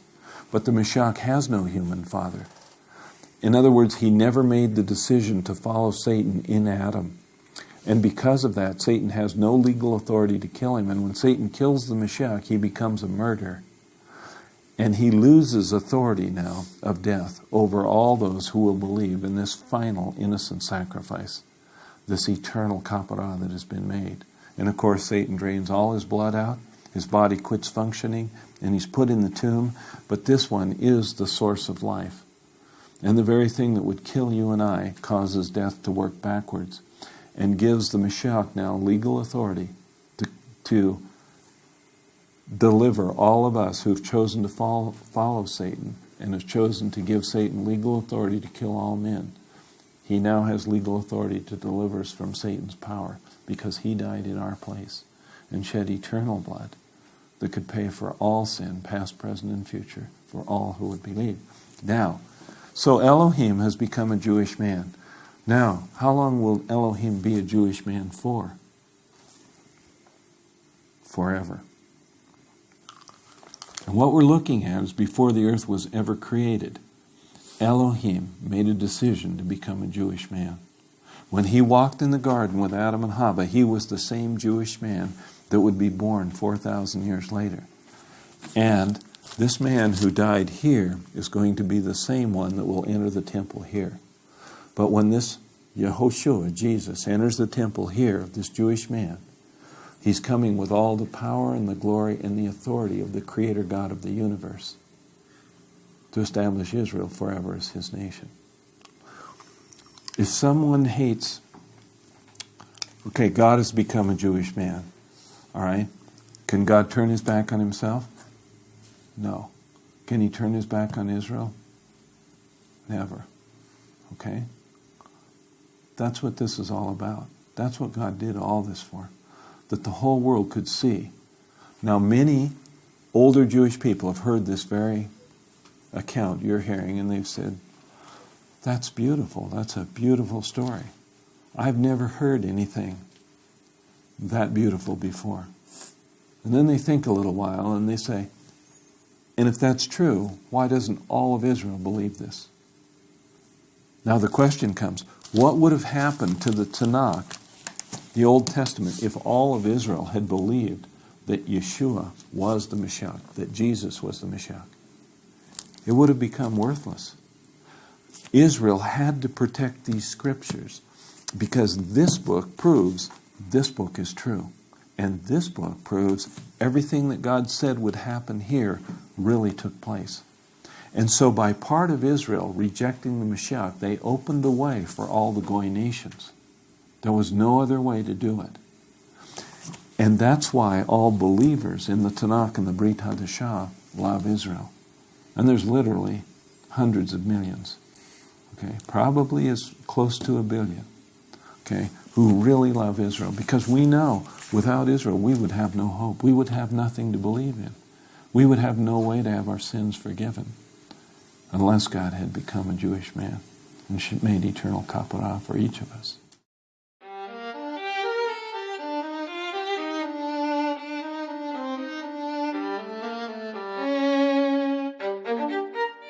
After 483 years, the Mashiach came and died. And that 7 years is still future. Did Daniel, 2,500 years ago, tell us this 7 years would be at the very end of time? And the answer is, yes, he did. And he made it very clear. He told us the Beit HaMikdash HaShalishi would stand at the end of history as we know it. It would be at the very end of time as we know it. So let's look at it and see it, because we know only God could have told Daniel that 2,500 years ago. We want to go to page 1616. It's Daniel chapter 9, verse 26. And after 62/7 shall Messiah be cut off. Okay, and that's talking about right here. After 62/7 shall Messiah be cut off, but not for himself. He's dying for everyone else. He's the eternal kapara. Then it says, and the people of the prince that shall come shall destroy the city and the sanctuary, Jerusalem and the Beit HaMikdash Sheni. And that ends this time period right here. Okay? Now, look at Pasuk 27, or verse 27. And he shall confirm the brit with many for 1 week. There's going to be a man that's going to make a brit shalom with Israel for a period of 7. Now, we don't know that it's 7 years here. It sounds like it's 7 days, doesn't it? But it's going to tell us clearly further on that it's years. Okay? So there's going to be this man that's going to make this brit shalom with Israel. And then it says, in the midst of the week, he shall cause sacrifice and oblation to cease. In other words, there'll be kaparot for the first 3.5 years of the 7. Now, where are kaparot made? They have to be made in the Beit HaMikdash Hashalishi, which tells us that this temple has to be built right at the beginning of this time. And then it says, and for the overspreading of abominations, he shall make it desolate. He's going to cause the kaparot to cease, and then he's going to cause some kind of abomination in this Beit HaMikdash Hashalishi that will make it desolate. And what he's going to do is put a pesel of himself in the temple, an idol, and force everyone to worship that idol or die. Okay? Now, then it goes on to say, even until the consummation. The word consummation in English means fulfillment of all things. And what it's telling us is after that temple stands that 7 years, the Mashiach will enter that temple. And finally, sin will end, crime will end, everything that's been done wrong will be made right, and there will be eternal righteousness from that point on. That ends the 490. Now, we've talked about the 7 here, about the temple being built, but we haven't seen its 7 years, and we haven't seen it's at the end of time, so we have to see that. So we want to go to page 1620. Pasuk 36 says, and the king shall do according to his will, and he shall exalt himself and magnify himself above every god, and he shall speak marvelous things against the God of gods, and shall prosper till the indignation be accomplished. For that is determined shall be done. In other words, what we're finding out is the man that will make the breach shalom and give the command to build the temple will be a false Mashiach. But the whole world will really believe he is the Mashiach. Because of that, the Arab nations will allow the 3rd temple to be built on the Temple Mount. Because even they will believe that he is the promised Messiah of Israel. The reason they're going to believe it is because he's Satan himself, in reality. Now, come down here to Pasuk 37. Neither shall he regard the God of his fathers, nor the desire of women, nor regard any God, for he shall magnify himself above all. In other words, this man is going to say, I am God. Okay? Now, that begins, at this point, Daniel only writes now about the last 7 years of history. All the way to the end of the book of Daniel, chapter 12 is the last chapter here. So come over here to Perek 12 and Pasuk 4. Would one of you read that in Hebrew, Daniel? ואתה דניאל, תום הדברים וחתום הספר עד את קץ שדתו רבים ותרבה הדעת. Okay. וראיתי, לתת? Now I'll go ahead and read it in English. But thou, O Daniel, shut up the words and seal the book, even to the time of the end. Many shall run to and fro, and knowledge shall be increased. So Daniel, he's told here, Daniel, he's only writing about the last 7 years, and that's going to become very plain in just a minute. But God tells him, Daniel, this won't happen till the end of time. And why? Well, the reason is because the angel said Shivoim Shavim, and God wants Daniel to understand that when the Mashiach enters the temple, that will end the 7 sevens and 62 sevens, and this last 7 won't be till the very end of time as we know it. In other words, if the Beit HaMikdash Sheni hasn't been built yet, we have not entered this time period. And at the Hashalishi, thank you. The Beit HaMikdash Hashalishi has not been built yet. We haven't entered that time period. And at the end of that 7, the Mashiach will establish Israel as his nation. Okay, now, Daniel also describes 2,500 years ago what it would look like when we were about to enter this time period. He says many will run to and fro. In other words, people will travel all over the earth like they never have before, like we do in jet planes today. Then he says, and knowledge shall be increased, the computer age. Okay? Now, come down here to Pasuk 9. Could one of you read Pasuk 9 for me? ויאמר לך דניאל כי סתומים וחתומים הדברים עד עת קץ. So I'll read it in English. Go thy way, Daniel, for the words are closed up and sealed till the end of time. So now a second time, God says to Daniel, Daniel, this won't be to the very end of history as we know it. Okay? Now, how do we know it's 7 years though? Come down here to Pasuk 11. Pasuk 11 says, from the time that daily sacrifice shall be taken away, and the abomination that maketh desolate is set up. Remember we read that there would be kaparot for the first 3.5 of the 7? Well, this is talking about that same period. From the time that daily sacrifice shall be taken away, that's at the midpoint of the 7, and the abomination that maketh desolate is set up, that's when this man puts this pesel in the temple, there shall be 1,290 days. That's 3.5 years. If it's 3.5 years from the midpoint of this time period to the end, what does that tell us about the whole time period? Has to be 7 years. Which tells us that Daniel is very specifically being told by God that this last 7 years of the Shavuim Shavim won't be till the very end of time when that third temple will stand. Okay, and Daniel wrote this 2,500 years ago. And God did all this so we could look at it and examine it and realize God really loves us. He really is going to establish Israel as His nation on this earth. He will not fail. He has made eternal kapara. He's made a way for each of us to know Him, for our sin to be forgiven because He loves us.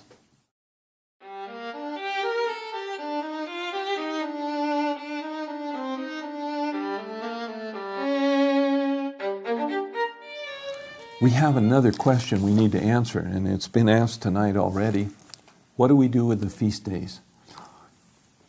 Why don't we religiously keep the law?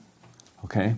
And basically, to answer that, we have to look at the Hadibrot, on the Luhot Habrit, the 10 Commandments. Okay? And why did God give the 10 Commandments? Okay, we're going to answer that in just a minute.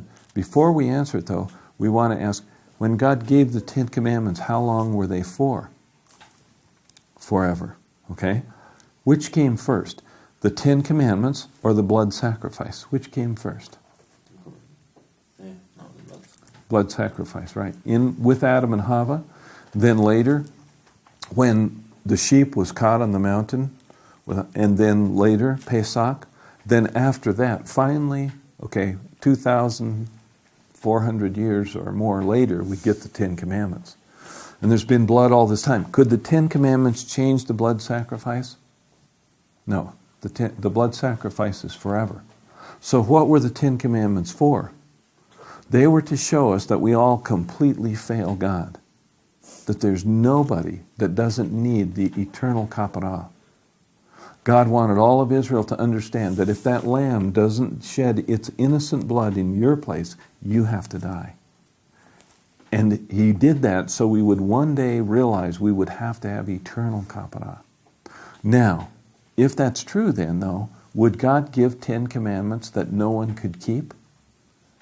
No, He wouldn't. So how does that work? And let's look at it. This is Yedemiah, Perek 31. Behold, the days come, saith the Lord, that I will make a Brit Hadashah, or a new covenant, with the house of Israel, and with the house of Judah, not according to the Brit that I made with their fathers in the day that I took them by the hand to bring them out of the land of Egypt, which my Brit they break. What Brit was it that God gave to Israel when He brought them out of Egypt? The Hadibrot on the Luhot Habrit, no? And now He says He's going to give a new Brit. Was the first Brit good? Yes.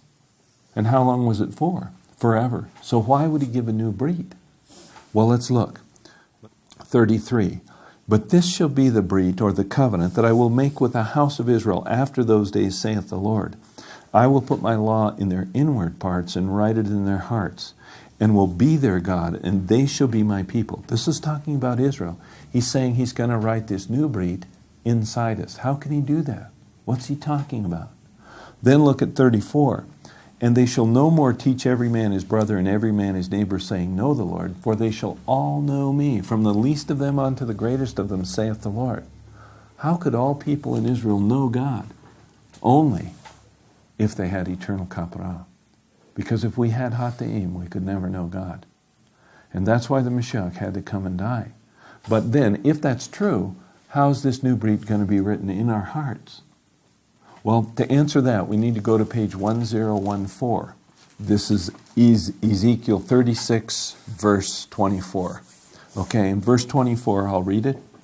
For I will take you from among the heathen, and I will gather you out of all nations, and I will bring you into your own land. Now, this is when God brought Israel back into the land in 1948. Okay, now, 25. Then will I sprinkle clean water upon you, and ye shall be clean. From all your filthiness and from all your idols will I cleanse you. This is something God is going to do in Israel that he hasn't done yet. Okay, still future. But then he says, 26, a new heart also will I give you, and a new spirit will I put within you. How can God give us a new heart and a new spirit? And then he says, and I will take away the stony heart out of your flesh, and I will give you a heart of flesh. In other words, God's saying, I'm going to take that heart you have, Roy, that only knows how to love you. I'm going to take it out of you, and I'm going to give you a heart that knows how to love. Well, how can he do that? Well, look what it says here. And I will put my spirit within you. God's going to put the Ruach HaKodesh in us. How could he do that? The Ruach HaKodesh was the Shekinah glory of God that was in the HaKodesh HaKodeshim, the Holy of Holies. And the high priest could only go in there once a year, the Kohen HaGadol, and before he could go in, he would confess his sins on the head of the lamb. Then he would confess the sins of Israel. Then he would cut the throat of the lamb and he would make kaparah. He would get the dam, the blood. Then he could enter that Holy of Holies, where the Shekinah was, who is the Ruach HaKodesh. But even then, they would tie a rope around his ankle because everyone knew that if he entered that temple and he had Hateim, he would die there. And the only way they could bring his body out was to pull it back out, because if any other man went in there, they would die. So how can the Ruach HaKodesh live in me? Only if I have eternal kaparah. Only if that eternal blood has been shed for me. Then that blood pays for sin, past, present, and future, and I'm clean before God. Now his Ruach HaKodesh can live in me. But if the Ruach HaKodesh lives in me, what does that do to the 10 Commandments? Well, what are the 10 Commandments? Thou shalt have no other gods before you, make no images of things in heaven above, the earth beneath. Take not the name of the Lord thy God in vain, and remember the Sabbath to keep it holy. Okay, those are the first 4. Have I kept those? No. Why not? Who did I love more? Did I love God more, or did I love me more? I love me more. So I did what I wanted to do. Then obey your parents. Honor your parents. Did I honor my parents? Well, how would we measure that? Well, if I really obeyed my parents all the time, I would be honoring them. Did I obey them? No. Why? Who did I love more, me or my parents? Me. So I did what I wanted to do. Then the next 4. Thou shalt not murder, thou shalt not commit adultery, thou shalt not steal, thou shalt not bear false witness, and the last one, thou shalt not covet thy neighbor's housewife, lands, or cattle. In other words, if I even think about wanting something that's my neighbor's over here, I've broken these commandments here. If I want my neighbor's house, I have stolen it in my heart, and I broke this commandment. If I want his wife, I've committed adultery in my heart, and I broke this commandment. Maybe I killed him at the same time. So, if my neighbor over here is a really handsome guy, he has a beautiful wife, beautiful car, lots of money, okay, and that neighbor is my son, if that's my son, will I want what he has? No. Why not? Because maybe I love him more than I love me. That's the only way the 10 Commandments can be fulfilled. They will never be fulfilled any other way but through love. And when the Ruach HaKodesh comes and lives in us, Elohim himself, because that eternal kaparah has been made, he then teaches us how to love. And for the first time, we actually want to fulfill these things without even reading them. Now it's written in our hearts. And that's what God did all this for, because he wants us to know his love, his forgiveness, fellowship with him, to know him personally. It's not about keeping the commandments or keeping the feast days. I can keep all the feast days, and if I don't have the love of God in my heart, I don't even know who he is. I'm far from him. The only way we can really be right is to know him personally, and that's what he wants for us. Now, when I was 26, in 1969, I put my faith in the Messiah of Israel, in Jesus, in this Jewish man. And when I did, and I admitted that my sin was what killed him, then the Ruach HaKodesh came and made his home in me. And you can't see that, and I can't prove that. But these are the scriptures, and it's not about joining a group or being part of some organization. It's about us personally coming to him and saying, God, I believe what you did for me. Thank you for dying for my sin. And at that point, that's when the Ruach HaKodesh comes and lives in us. And we're brand new. And we love Israel, and we love you guys, and everything we believe is Jewish. And thank you for coming. And thank you for being part of the video, too.